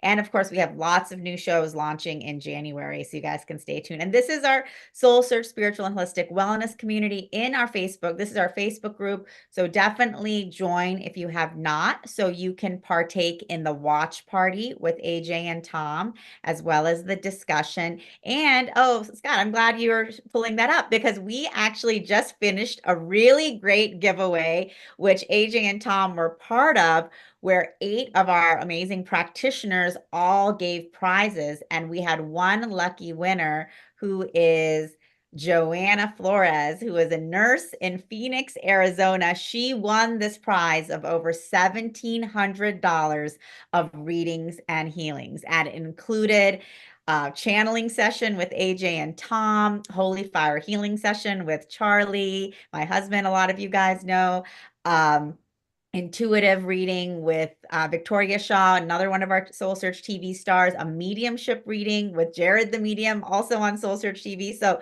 huge array of prizes. So if you guys missed out and weren't part of this giveaway contest, don't worry. We'll be having another one in 2025. So all you have to do is join our Facebook group and then stay tuned to find out how you can be one of the lucky winners of this transformational package. It'll be different because we're going to have new practitioners coming in and giving prizes, but it's going to be amazing no matter what. Wow. That's really, really fun. A couple more announcements. Want to let everybody know that Deborah Giusti did this State of the World Planetary Ascension event with her friend Camille last month, I think it was. And there was such a great response that she's doing an episode 2. It's free of charge, and it's on December 5th at 5:30 Pacific time. December 5th is a week from tomorrow, a week from Thanksgiving. And so definitely want to encourage people to go there. And if you go to planetaryascension.org, planetaryascension.org, and that's where you can register and get in the email list. And then she will, or her people will send you the Zoom room link. So definitely that's happening. And then finally, Summer Joy is dancing up a storm. And I know a lot of the people that are on our show dance with her on a regular basis every day right now at 11:11 a.m. Pacific time. Come dance with Summer Joy. I know Sylvia is usually there. And maybe, Sylvia, you can put in the chat box the link where people can know about that. And I was there yesterday. It was really, really fun. So definitely join us for 30 minutes of dance with Summer Joy. It's free of charge. It's her gift to our community. I think that's it. Those are the Global Peace Tribe announcements for now. And Tangela will be back in a little bit. But I now get to introduce our favorite couple, the honeymooners. Their life is one big honeymoon. And of course, I'm talking about Connie and Andrew. And it's become a tradition that every year around this time, they come and they share with us some history. So take it away, Connie and Andrew. Well, we're so happy to be back here on this Thanksgiving Eve, sharing a journey to gratitude that Andrew will be taking you on a journey. And he's the author of the Mayflower Revelations, this novel that we share the coming together of the Mayflower Pilgrim Separatists and the Pokanoket Wampanoags, who they lived in peace and friendship with for 54 years. in Plymouth at the founding of this nation. And we call this the spiritual beginnings of our nation. And it's been lost in revisionist history, has shrouded it in misconception and misunderstanding. And it's so key for the psyche of this nation to understand that it came from the direct connection, the desire to have a direct connection to the divine, which was spoken of earlier, that that true freedom of living according to our conscience. And that's native, and that's what the Pilgrims were seeking, and stood up to the King of England and separated from the church, which was a treasonous act. So Andrew's going to take you on a little journey. And first of all, though, we're going to bring a Pokanoket grandmother who's a good friend. We're going to bring her in from a recording we did yesterday to do an opening prayer and song. So you can meet Barbara Mary Kerfus and just settle into your hearts through this native sharing. So I'm going to share my screen, and then I'm going to, what does that say? Desktop not showing? I don't know. I've had that happen. So when you what do say share, does that do anything? To share your screen, yeah. So I don't know, maybe we're not going to. So it's not working. You know, for some reason last We'll time let too, it we go. had some trouble with that. Yeah, there's this beautiful lady named Barbara, and she is a member, a descendant of the original Native American group who the Pilgrims met when they landed, or actually it was almost 6 months after they landed that they met their first Indian, and she's descended from that little group of people. And she's also descended from one of the Mayflower passengers who landed, Stephen Hopkins. So she, as she says, she walks in both worlds. She carries the blood, those twin bloodstreams, and that goes for an awful lot of people in this country who share European bloodlines and Native American bloodlines that inform their vision of the world. Yes. So sorry you don't get to meet her, but Andrew, do you want to take us on this little journey to gratitude? Okay, so I held up this book earlier. Let me say a word about it. There's an awful lot of misbelief, misconception on the subject of how the Pilgrims and the Indians got along together or did not get along together. And that's a pretty big deal for a lot of people, including the, and there she is. Come on, Barbara, you can talk to us. Honey, don't move things around. That's confusing. So what I'm going to do is take us on a little shamanic journey through 4 centuries and over many thousands of ocean miles and into the past, starting on, well, I want to ask the question, what was going on at the time when the entire Pilgrim story started? What was going on in England, where they came from, and what was going on over here in America at that time? Today, they call it Turtle Island. I don't really know what they called this continent, but let's call it Turtle Island. What was going on in Turtle Island? Let's go back into, shall we say, the late 1500s, the 16th century. And let's go back in England at that exact time and look at a group of people where radical permanent change was happening in England. It started in the late reign of Queen Elizabeth I. It started at Cambridge University, which is now a very big deal, and it was in existence even then. And it was triggered by the fact that the Bible, for the first time in history, had been translated into English. And all of a sudden, people were reading their Bibles. People had Bibles. You didn't have to go to church and listen to somebody chanting away in Latin or before that Greek.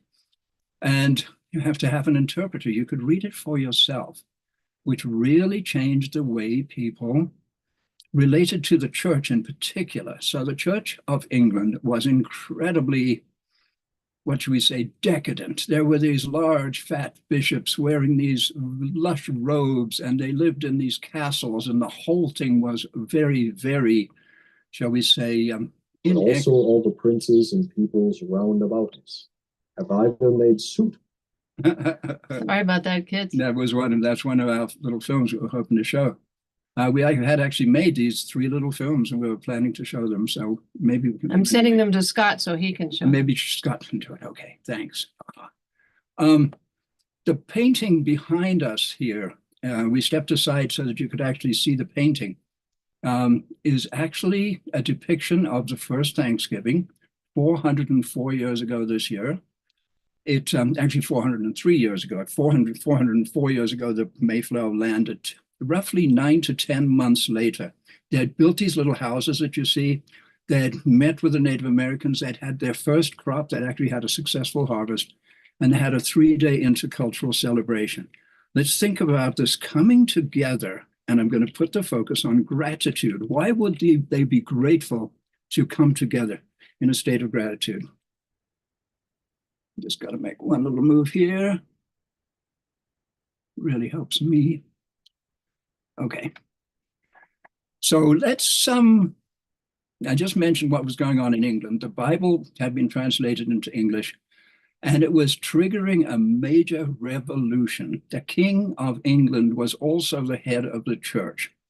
He was an absolute monarch. He said off with his head, off came the head. It was literally that kind of situation. You did what you were told, or you paid the price, right? And people started to rebel against that and started to go like, wait a minute. And it was illegal not to go to church.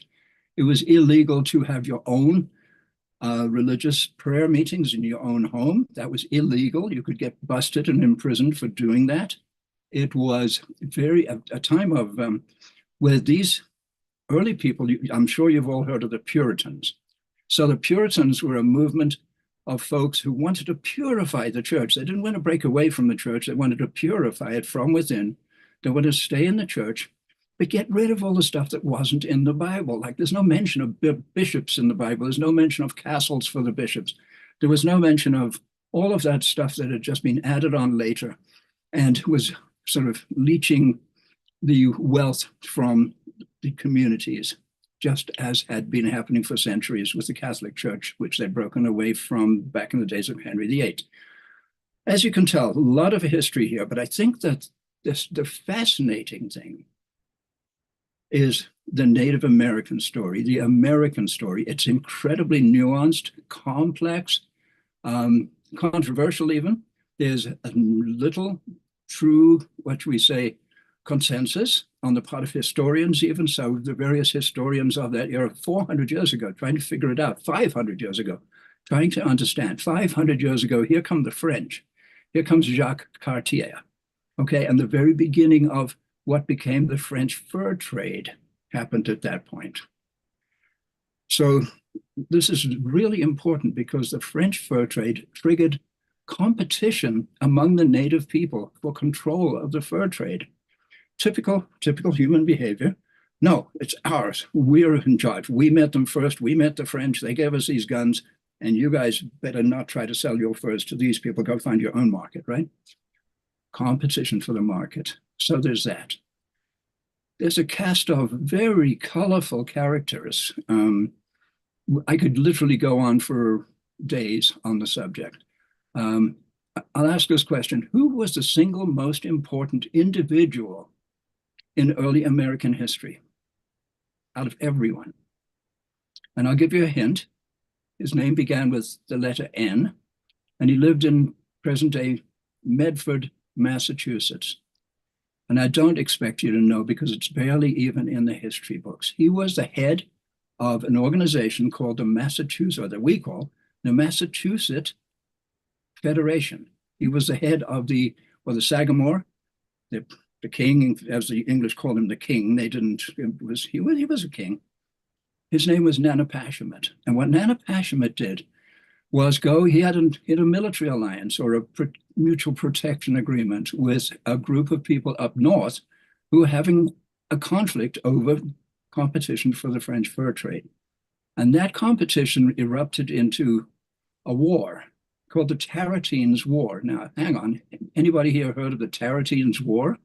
Google it, you'll find a lot there, but you can go up to historians of New England and say, tell me what you know about the Tarleton's War, and they've never heard of it.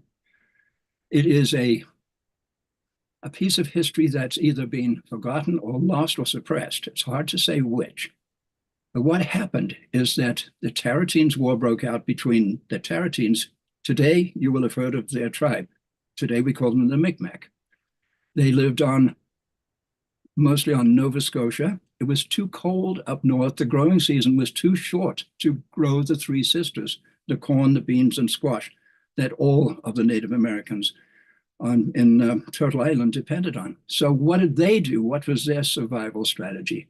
They became a raider culture. They came down the coast in the fall at harvest time, and they returned with corn, beans, squash, and beautiful young ladies. Typical behavior, right? And so that was a known thing. So the people down south were accustomed to that. They knew they had literally made their villages portable. They could pack up their villages and move them in an hour. So, like, I think it was Cartier that pulled up off the shoreline of a village like that and watched the village melt away before his eyes. They couldn't believe it. The reason they did that is these raiders would come down, and they were dangerous. They were violent. You just got the hell out of the way. So those were the Tarantines, today's Micmac. And their strategy was, right, raiding. They depended for their food on people to the south to grow it, and they'd come down and steal it. Now, the war started, and that war meant that the war canoes, the birch bark canoes with these raiders, would start showing up at any time at all once the war began, because Nanepashemet from the Massachusetts Federation sent warriors up north to help his friends.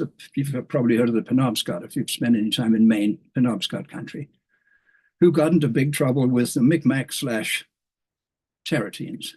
Tarantines is a Basque word, so there's a lot of depth to the story here. And Connie, what? No, yes. Yeah, I talk fast. So it's a big, long story, but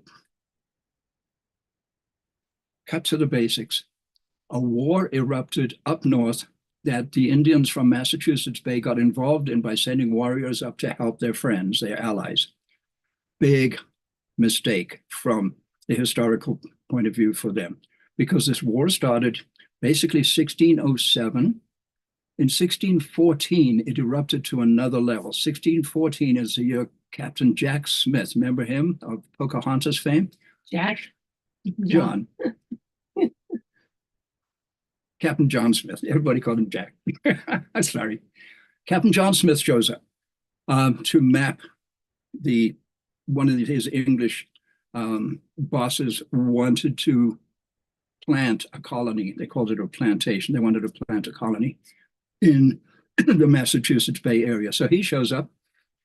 Patuxet, behind us in this picture, is a place called Patuxet. It was called Patuxet then. It was the home of the Patuxet tribe. Today it's called Plymouth, Massachusetts. Does that ring a bell? And normally at this time of year, where are we?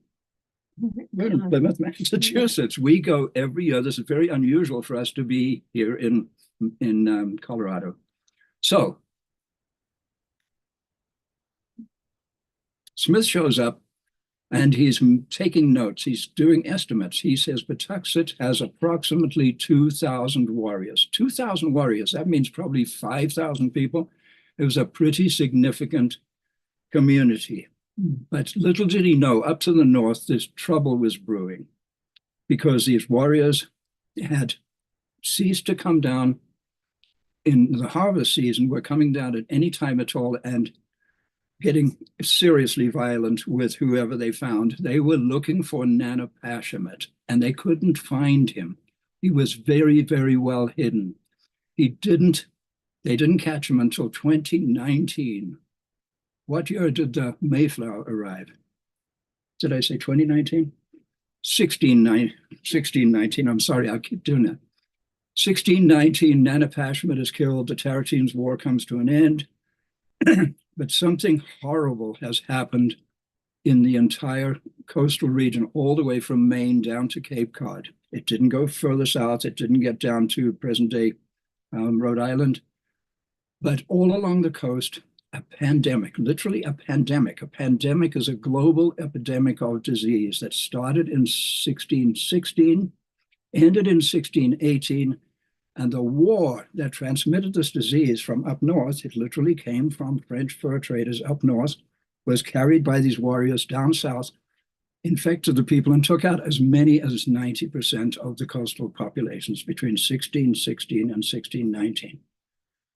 So that's what's going on this side of the pond.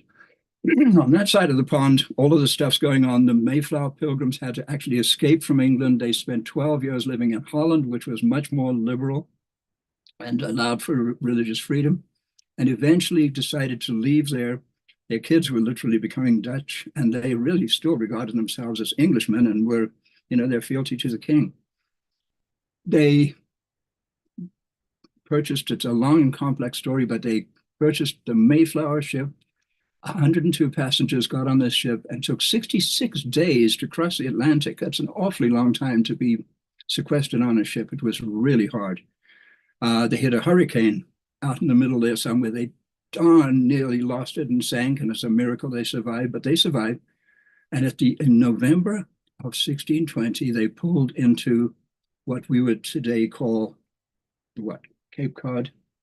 The Cape Cod area, around about Provincetown. Provincetown? Yeah, Cape Cod. So, and then they did some exploration.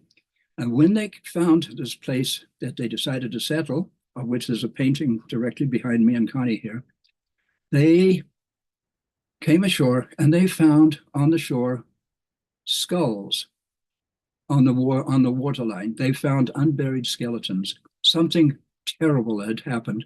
And remember that the information they had was that there were 2,000 warriors in this place. Now there was nobody.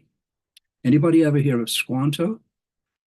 Squanto was actually a Patuxet, and he was one of the very few survivors. And the reason for that is he had either gone to England of his own volition, or he'd been captured and taken to Europe.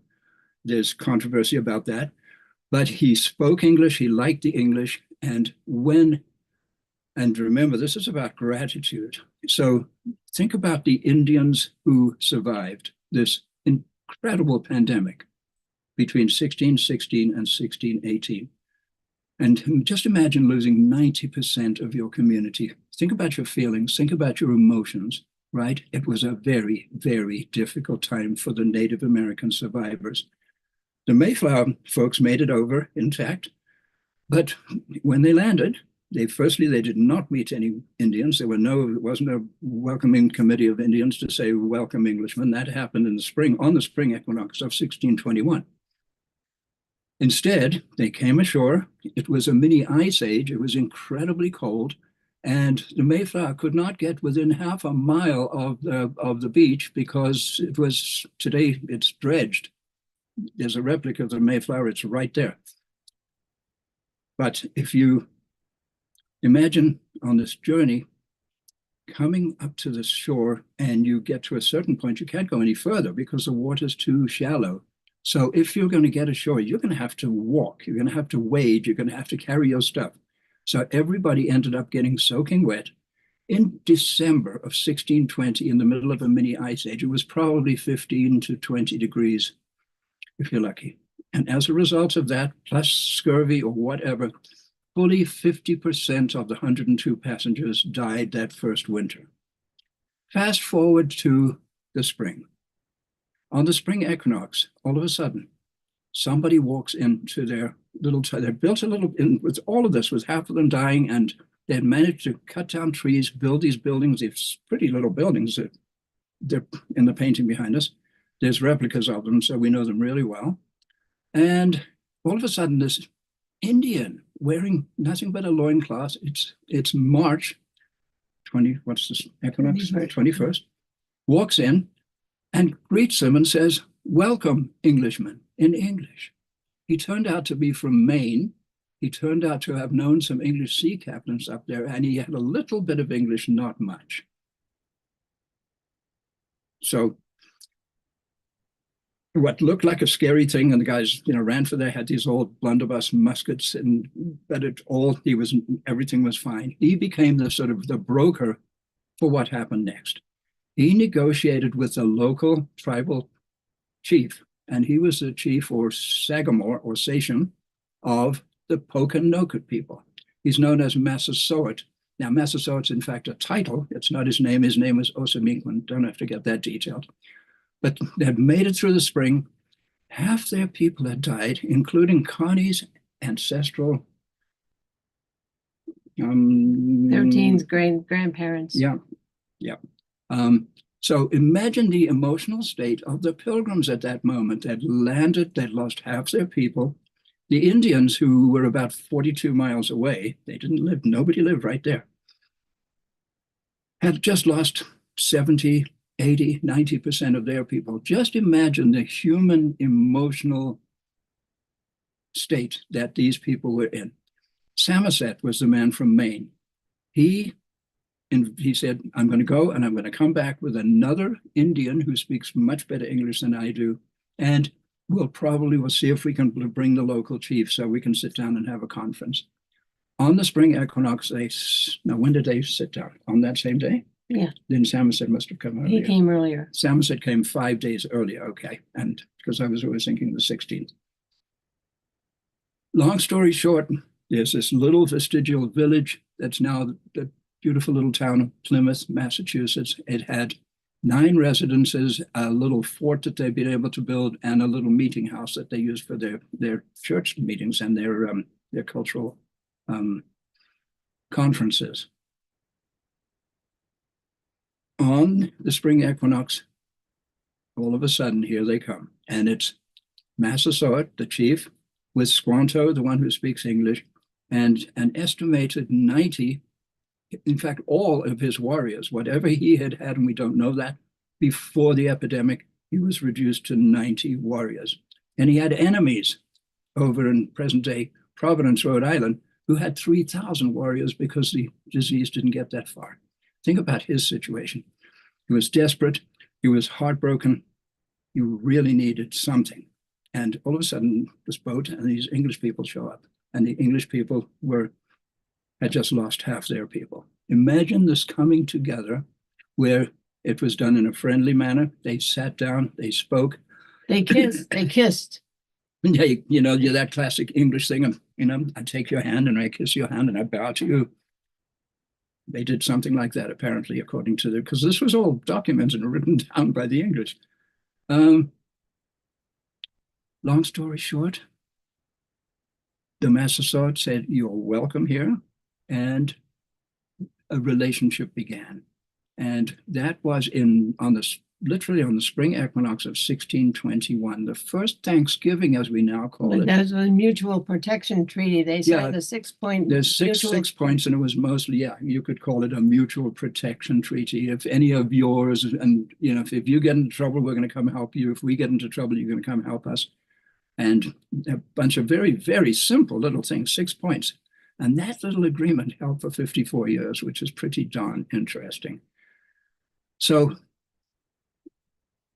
go from March 21st to sometime, when's harvest time? When's the harvest moon? And sometime in mid to late September, I would guess, is when the first Thanksgiving occurred. Squantum had taught them how to plant Indian corn because they didn't know Indian corn. They were farmers and knew the land, but didn't know Indian corn, and he had taught them that. Well, there was a technique that they used where they caught fish in the town brook and put these little fish in a mound, and the fish became the fertilizer for the corn as it grew. And as the corn grew, the beans grew up the corn, and then the squash put out these big leaves and sheltered the mound and prevented it from drying out in the sun. It was the Three Sisters. Genius, what's known as the Three Sisters. So that's the story, my friends. Here are these two groups who then came together for what turned out to be 3 days of festivities. In the fall. They had a good harvest. That first harvest was a good one. The next one was not, so the whole starving time happened later. But in the fall, probably September into October, somewhere in there, this festivity occurred. Massasoit and his 90 men came, and the Pilgrim folks and the Indians had this festivity together. And that is historic fact. There are a lot of other stories. There are a lot of things that are spread. There are a lot of very unpleasant things. And I would just, if any of you have those beliefs, just have a look at them and think about it. There's stories that and Mayflower descendants are ashamed of what they've been told their ancestors did to the Indians. None of that is true. There was a disease. It was between 4 and 2 years before the Mayflower landed. I want us to imagine the gratitude of these two groups coming together like that. It was a moment of gratitude. It wasn't called Thanksgiving, but everybody, the Indians had a harvest festival. In England, you have harvest festivals. In Holland, where they just come from, there were major harvest festivals. It's a normal thing for humans to give thanks to God for their abundance. Okay? Yeah, sweet.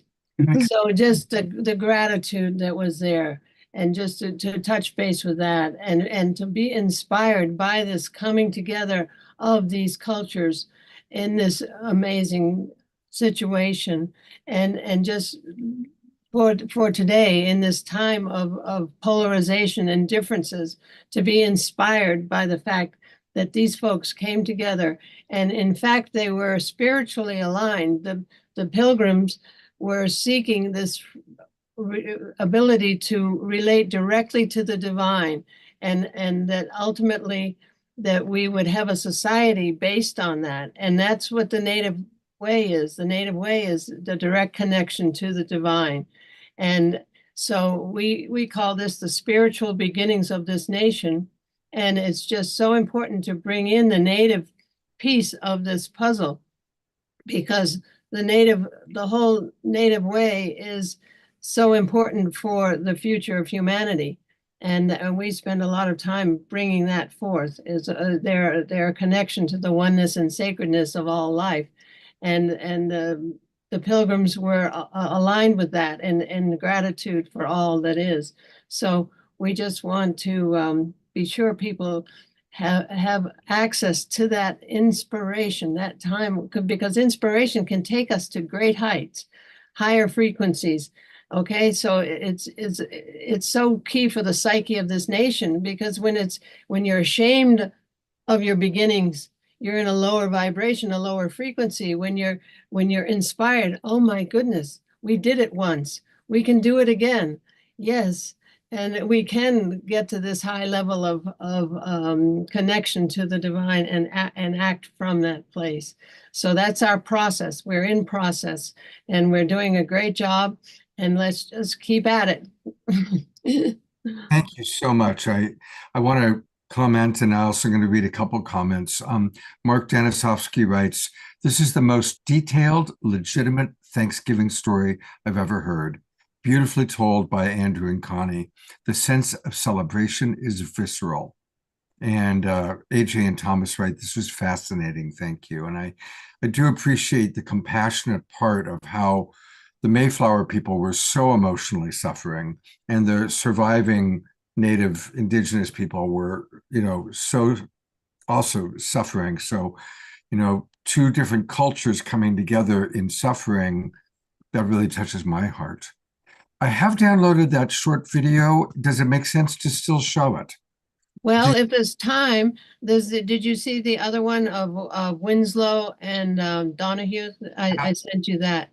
The one that I have, Connie, is what you sent me the link, Peaceful Times in the Plymouth Paradigm. That's the one that I've got ready to show. Yeah, Okay, you can good. show that Yeah, one. That'd be good. Then that's taken, what's being spoken is taken from the diary of the Pilgrim people. Okay, great. Here we go. Wonderful. We have found the Indians very faithful in their covenant of peace with us, very loving and ready to pleasure us. We often go to them, and they come to us. Some of us have been 50 miles by land in the country with them. Not only the greatest king amongst them, called Massasoit, but also all the princes and peoples round about us, have either made suit unto us, or been glad of any occasion to make peace with us, so that 7 of them at once have sent their messengers to us to that end. So that there is now great peace amongst the Indians themselves, which was not formerly, neither would have been but for us. And we for our parts walk as peaceably and safely in the wood as in the highways in England. We entertain them familiarly in our houses, and they as friendly bestowing their venison on us. That's beautiful. As an American Oh, No, keep it going. It continues. Please just keep it going. Just sorry. history, I just think it's a shame that days of our as an American Indian, and I look back at these days of our first history, I just think it's a shame that the Plymouth paradigm did not endure. The Plymouth paradigm, as I understand it, was based on the idea of sharing, and everything was inclusive.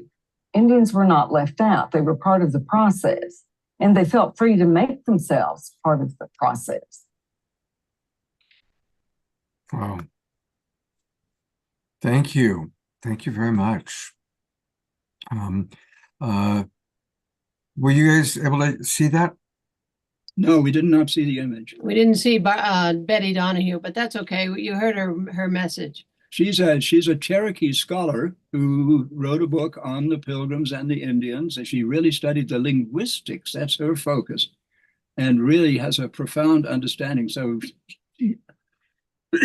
she's a very positive. There's a lot of anger and a lot of misunderstanding, but she really loves and is like a peace promoter of this relationship. Well, her book was Bradford's Indian Book. She actually shows the influence of the native people on William Bradford, who wrote of Plymouth Plantation, which is in fact the first literary piece of American literature. So anyway, there's that whole perspective of seeing the collaboration and what we call the first great synthesis between Europeans and the American Indian, and the giving birth to the American mind, spirit, and democracy. It's a big deal. Thank you both so much. Of course, they've written a wonderful book. We put that link in, and I want to take people to the GoFundMe. Most of you know the story that they had $5,000 stolen from them. And so our goal is to raise 5,000. So many of our Global Peace Tribers have already donated. Thank you, Jerry and Dia. And oh my gosh, I mean, look at all the Global Peace Tribers. Look how close we are. And I just want to thank everybody. Yeah, talk so about much. gratitude. Gratitude and the attitude. Gratitude to you, Scott, and to all who donated, and to all of this community. We love you so much. We would be in severely dire straits if it weren't for your generosity and love. The bank is being very, shall we say, non-cooperative. With getting us the money back. So thank you. Well, All you are and do, and your love for us. Need a little bit more to get them over the top to that 5,000 mark. We're really close. And the books are actually in the chat that they just put in. Connie and Andrews put it back in again. Thank you very much. We love you so much. And may you enjoy a beautiful Thanksgiving. And thank you for giving us that beautiful incentive. And I'm going to bring up our co-host, Tangela. Tangela, what stands out for you and what you just learned from them? Well, thank you so much. That was such a comprehensive story and focused on, just the camaraderie that's really at the roots of this holiday, and I think it's such a beautiful sharing, especially during this time, for us to remember that our nation does come, of course, there have been a lot of tragedies and wars, but, there have been times like the one that we celebrate still today when, we have come together to support one another from different backgrounds, different religions, different places, and really being able to, tell the story in this deep way is so beautiful. So thank you so much, Connie and Andrew, for sharing this beautiful story. I'm looking forward to diving in even further with this whole journey. So thank you so much. Beautiful. Thank you, Tangela. Thank you, Connie and Andrew. Well, our good friends, Thomas and AJ, have agreed to stay, do a little more channeling. I've got an initial question for you guys, and then if anybody else has questions, put them in the chat box right now. You had mentioned before you do that, let us go in for a second, so the guides can answer that question. Though I just have to make a quick observation if it's okay, because the guides made this point earlier. Isn't that amazing how everything comes together? And none of us could have ever planned that, but that spirit's always working. It's interesting in that history because the guides often talk about adversity as being something that we need not dread and we need not fear and we need not, grieve, because it's adversity that was a key ingredient in all that happened. And I really heard that in the story. And I just kept thinking about what the guides always say. So I'm glad my adversity is not that severe. Grateful. Mine is sometimes just being hung up in traffic or, much dumber things. But that adversity serves a purpose. It always is used to expand us. So I just had to make that observation. And now I promise we're just going to go in and let the guides. Yeah, it was a come in. very important message for our times. So thank you. Thank you for. Thank you. All right. I'm just going to take a deep breath. They're still here. They were the ones who made that point. We are ready. Okay, well, you had mentioned in your opening comments about every day tuning in and raising our vibration. What are some practices and specific ways you suggest for us to do that? Open your eyes and open your ears, for they surround you. We encourage you, and many of you become so busy, so preoccupied, that you do not take the moment to step outside and smell the wind, and to see the sun and let it hit your skin, to note the beauty that surrounds you. Note all these things in appreciation are what raise your vibration. And so we would begin by placing reminders, for this is what your guides are doing with you often. They're tapping on your shoulder, saying, look outside the window now. Listen to the music that is in the wind. All those things that you appreciate most are surrounding you, and you simply need to notice them. Dear ones, this is the very reason why you are on a planet with such diversity, for we have placed so many things for you to pivot your attention. All of the high vibrations that are around you in nature and with your animals and with your loved ones, there for you to simply make the conscious choice. I choose something else in this moment. This is my power. This is my ability. And there is so much there for me to be grateful for, and so much there for me to appreciate. And there is so much more for me to strive toward. You know that you have your emotions, which are indicators for you about the vibrational frequency that you are experiencing. And therefore, when your emotions are not positive, this is a sign, time for pivoting, time for me to turn my attention from whatever is preoccupying me and reducing my vibration, and instead focusing on so many of the things that are around you. Find a delicious piece of food and enjoy it. Allow yourself to step outside and see the beauty of the nature around you. You have many of these, and we simply encourage you to ask the question as often as you can. And as some of our friends write this on a paper so that they may see it while they're at work or while they are at their homes. And it simply says, what has my attention right now? This is a great way for you to determine yourself what your vibrational frequency shall be. Wow. Okay. Ayada writes, and similar to a question that was asked earlier, but it's so important. So if you could clarify even more. Ayana asks, I would like to ask the guides for advice on how to respond to or deal with the highly polarized situation this country is in since the election and the anxiety.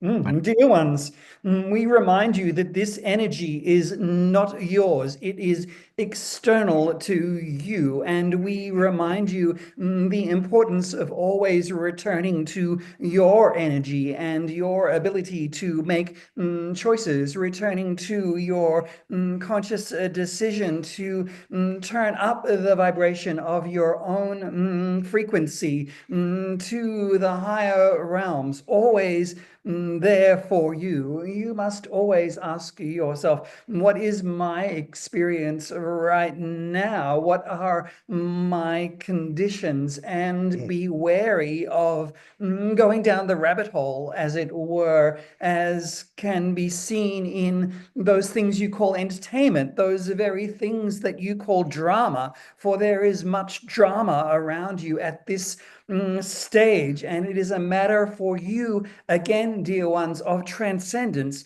a choice of your willingness to participate in such drama or to step back to claim your own sovereignty, your own I am, your own willingness to control your frequency, your circumstances, and your own vibration. We remind you the power that exists within you, the power that allows you to determine the outcomes and to determine how you shall feel about any given thing. For polarity is the planet that you are on, and it shall not change. Even though you expand, even though you grow, you shall always live within a series of spectrums, positive and negative.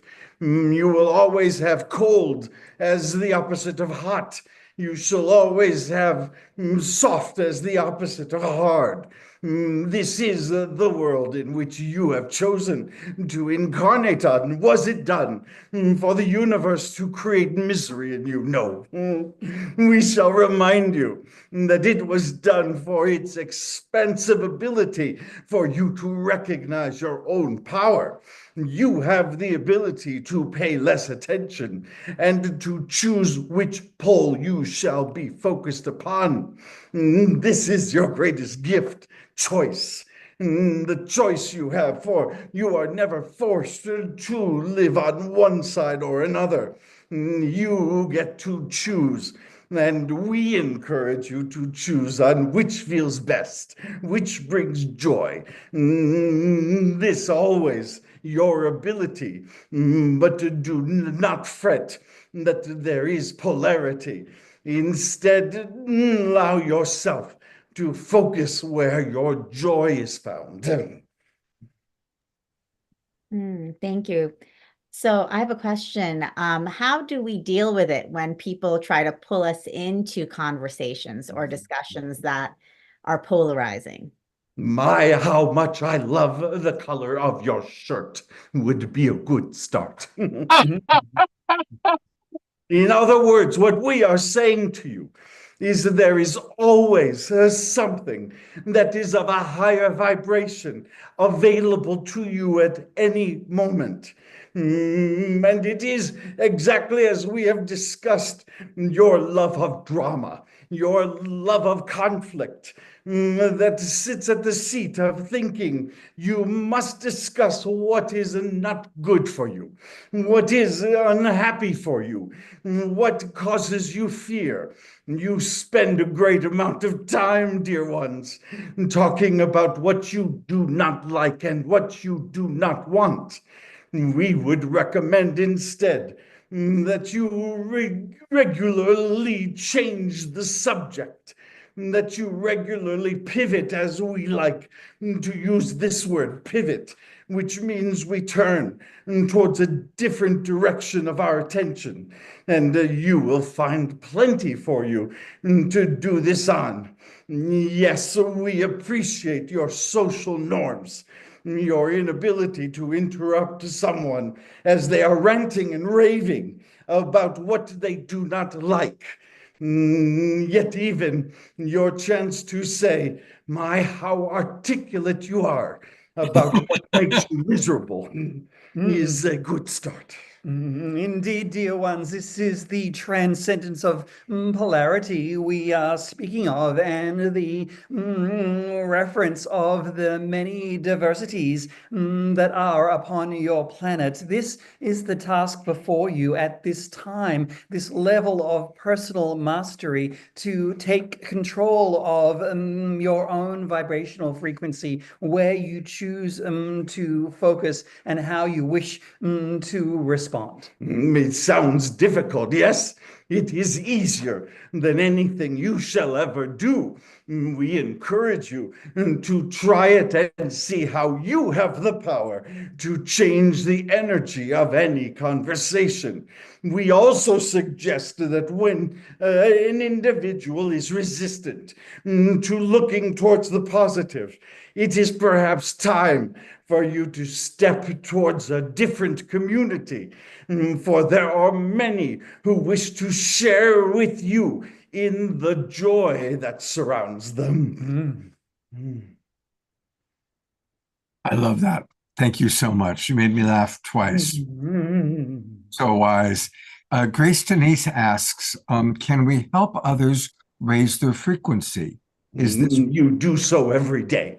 You do so regularly. Watch and experiment by stepping out to a stranger, perhaps in a store, perhaps at a stoplight, and simply smile, a true, sincere smile of appreciation, and see the response.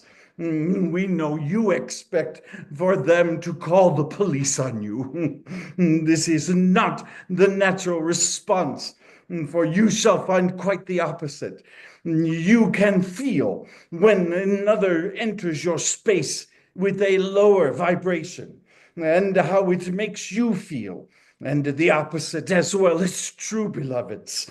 You can feel how when someone with a high vibration enters, they brighten the room.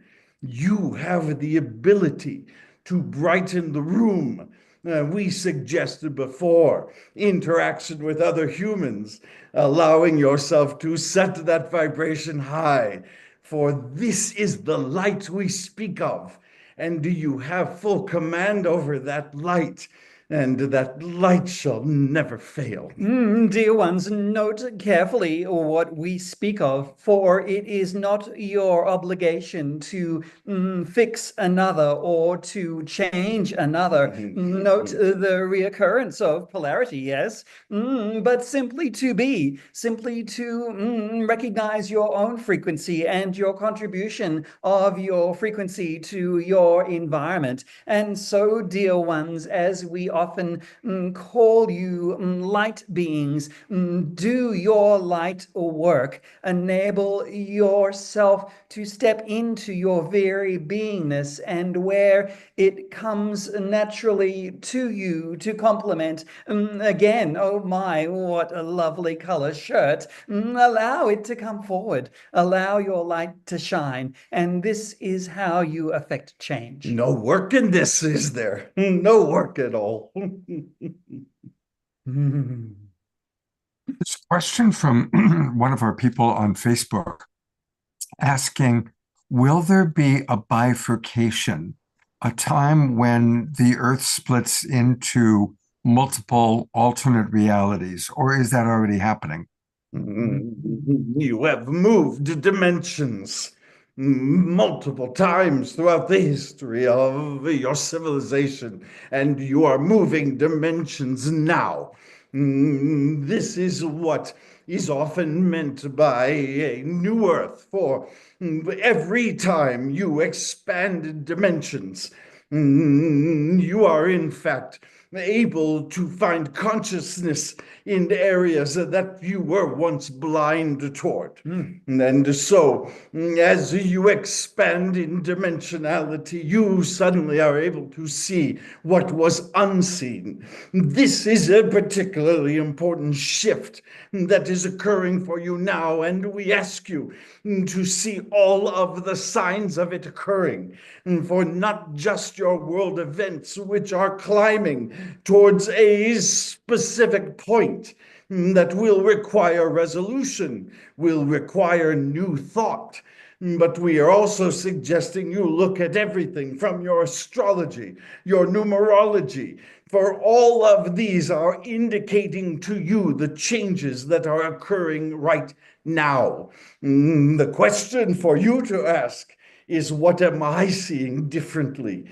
What am I noticing differently? Look for few but important clues. For example, look for the times in which you are able to see into the human in front of you and not see what they are wearing, what they are saying, what do they look like, or even what they're doing, but to see inside and to see that they are a living soul, that they have hopes and dreams and emotions. This is coming into your sight, and many more you are able to see it. You give it funny names. You call it psychic, or you call it empathic, and yet this is what we call human, expanded human. And there you shall see greater and greater change. Dear ones, you do realize you are multi-dimensional beings capable of so much. And this ability you call psychic or empath, not available to a few, but available to all. Allow this emergence, allow this to come forward within you, allow your inner tuition as it were, and thus enable the shift into the multi-dimensional realms and the higher consciousnesses that are there before you at this very moment. Beautiful. I think we're winding down. So, Tangela, do you have anything else you'd like to ask? Or I think just as a final question, so I loved all of your tools and pragmatic tips for us moving forward during this time. What tips do you have for us for the holidays, for Thanksgiving as it approaches? How can we celebrate? What can we remember? And how can we move forward as a community? We are fascinated by watching you celebrate. For some of you are in dread and others are in joy. What is the difference? It is not Aunt Maud or anything that she cooks. It is, in fact, your own disposition that determines how well you shall enjoy this period. For we speak often of the lack of power of obligation. It does not serve you well. And so you shall enjoy your holiday based upon what raises your vibration, without placing blame on or responsibility on any others, for you alone are the one who determines your joy. Therefore, we would encourage you to align as you enter holidays, remembering that this especially is a season of gratitude and love, of gifts. We remind you what a gift is. A gift is something that you have not earned. It is something that is freely given to you, regardless of what you have done or how you have done it. For anything else is not a gift. It is an exchange. It is an interaction. It is a piece of business. You have many gifts surrounding you that are impossible for you to earn. As you focus your attention there, you find the energy of this season always available to you, regardless of the time on the calendar, always there for you to enjoy. Yet it shall take your attention. It shall take your decision, your choice, to decide how you shall focus your energy. Indeed, dear ones, and remember all of those experiences that you encounter, from the traffic jam to the delicious meal, all serves to expand you in ways both consciously and unconsciously. And so accept them with grace and love, knowing that they are before you for your greatest and highest good, not just the food for its nutrition, but the traffic jam for the opportunity to take time in contemplation. It is essential for you to remember, as we have said and shall say often to you, about how deeply loved you are from the universe, that the universe is incomplete without you, that this be part of your preparation, for then you are ready to receive the gifts the universe has for you, and they are many, though you may need to search for them. We remind you that the more you appreciate, the more things for you to appreciate appear for you. And so we do encourage you to keep a list, beginning perhaps with this season. Let us give you an example, for we remind humans often that your bodies were designed to experience pleasure. This is a part of your creation. Therefore, the deliciousness of many foods you will enjoy tomorrow, all throughout the season, were designed to give you pleasure. Focusing on any other aspect of them is a waste, perhaps, of energy, for these were designed for you to find delight, and that delight always available to you. Think of this, think of all of this, think of the beautiful abundance, the beautiful harvest that is before you at any given time. So much for you, dear ones, in the recognition that you are loved, not just by your friends and families, but indeed by divine source itself. You are simply adored for your very beingness, dear ones. We are not unaware of adversity. We are simply choosing not to focus our attention there. We encourage you to do the same. With this, we are complete.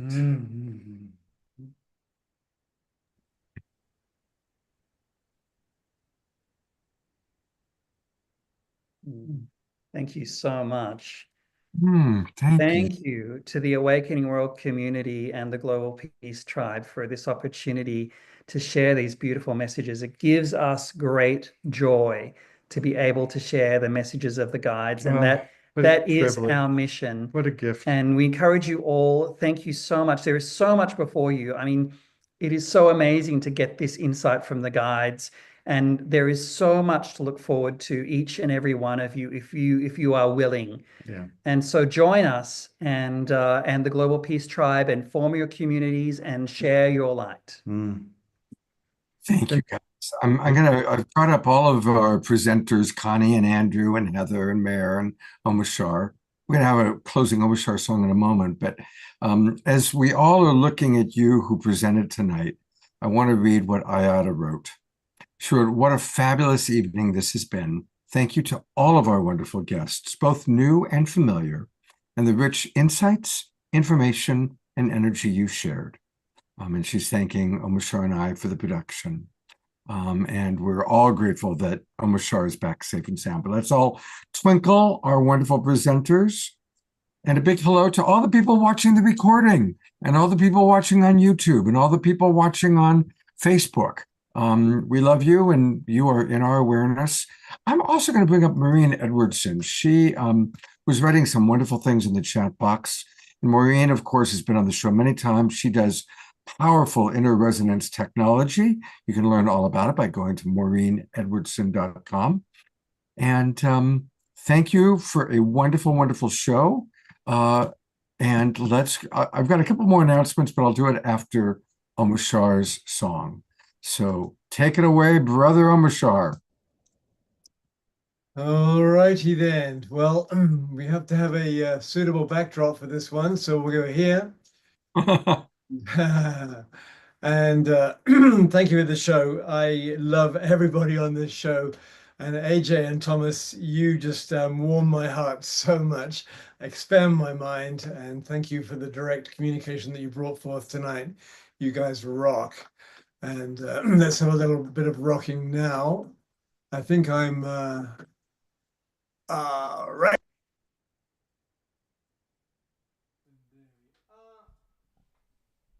And let's went.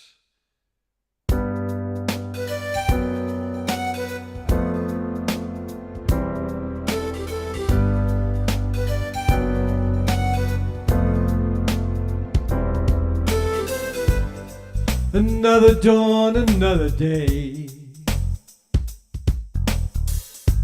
Innocent child coming your way. I've been wondering about my life. Oh yeah. Wondering about my state of mind. But then I heard, who is it for? If not for yourself,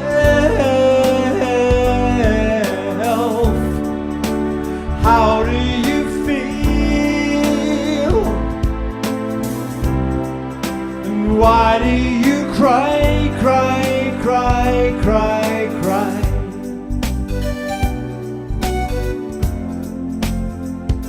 Shooby-doo-wop. Whoa!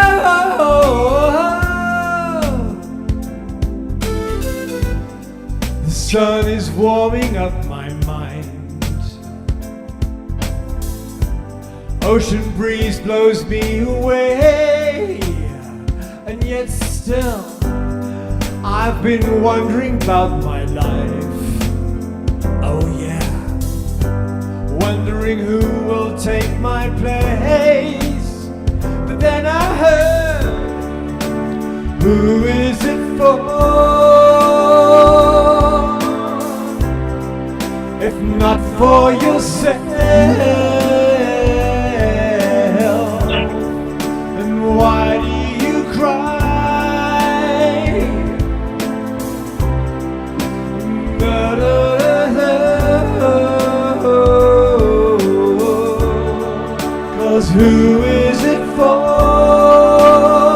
AJ, Thomas, if not for yourself.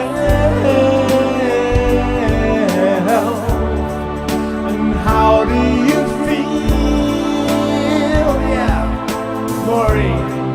And why do we cry, cry, cry, cry, cry?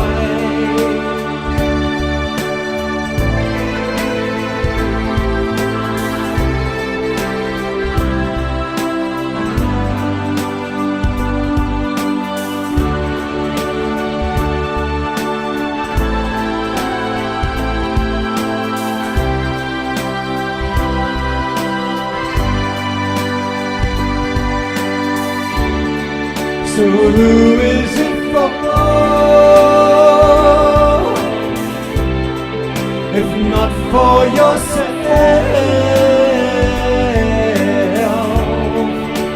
how do you feel? So come on, let's fly. Come on, let's fly.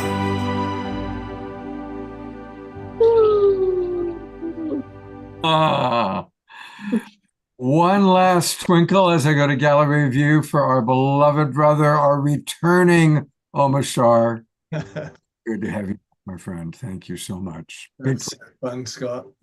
Yeah. how blessed we are. We really Yeah. are blessed to have you with us, Omashar. Thank you. Love that song. Love that song. All right, I do have some quick announcements that I didn't cover. Once a year, every year, Christian does a Sacred Solstice concert, and it's happening again this year, and it happens to be on a Saturday night. So just want to make sure everybody knows that on Saturday night, December 21st, let's all go to her online Sacred Solstice concert. It's being put on by Unity Earth. We are one of the sponsors. And it'll probably only be an hour, but I won't start the Awakening World until this is over. It is a different Zoom room. It's easy. Here's the Zoom room. You can just put it down, 606-000-1111, or go to Unity Earth or Unity Earth TV. You'll see it all promoted there, but put it in your calendars. And her concert starts at 5 o'clock Pacific time, 8 o'clock Eastern, 1 hour before we normally start the Awakening World. So just want to make sure everybody knows about that. And I also want to let people know. What date is that again, Scott? Pardon me. Sure. Saturday, December 21st. Saturday, December 21st. Yeah, thanks for asking.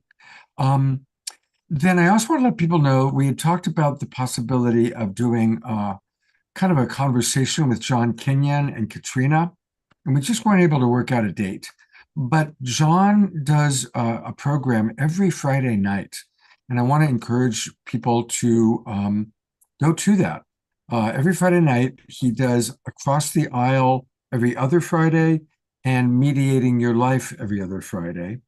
And if you go to johnkenyon.com, John, John, Kenyon, KINYON.com, you can register for free and participate in these beautiful conversations that he hosts on Friday nights. So that's a wonderful thing to do. Also want to let people know that what we're going to be doing on Saturday night. This is our show coming up this Saturday night. As you already know, we're going to have an hour with Heather doing pet psychic readings. Angel B, who's a wise soul and a good friend of mine, will be with us. The magnificent Zenka Caro, who gets people to bend spoons and to levitate and do all sorts of magical things. And there will be music and tarot reading with Rissa Vibes, who's a really, really cool lady. She's somebody that is new to our audience. And of course, Omashar and I will be with you with a theme of raising our consciousness through joy, play, and our fur family. So that's going to be this Saturday night. Okay, those are the announcements. Thank you, everybody. May you have a beautiful, beautiful day of gratitude. Let's implement the inspiration that Connie and Andrew suggested, the trust frequency that they teach, and certainly the wonderful wisdom that we received from Thomas and AJ.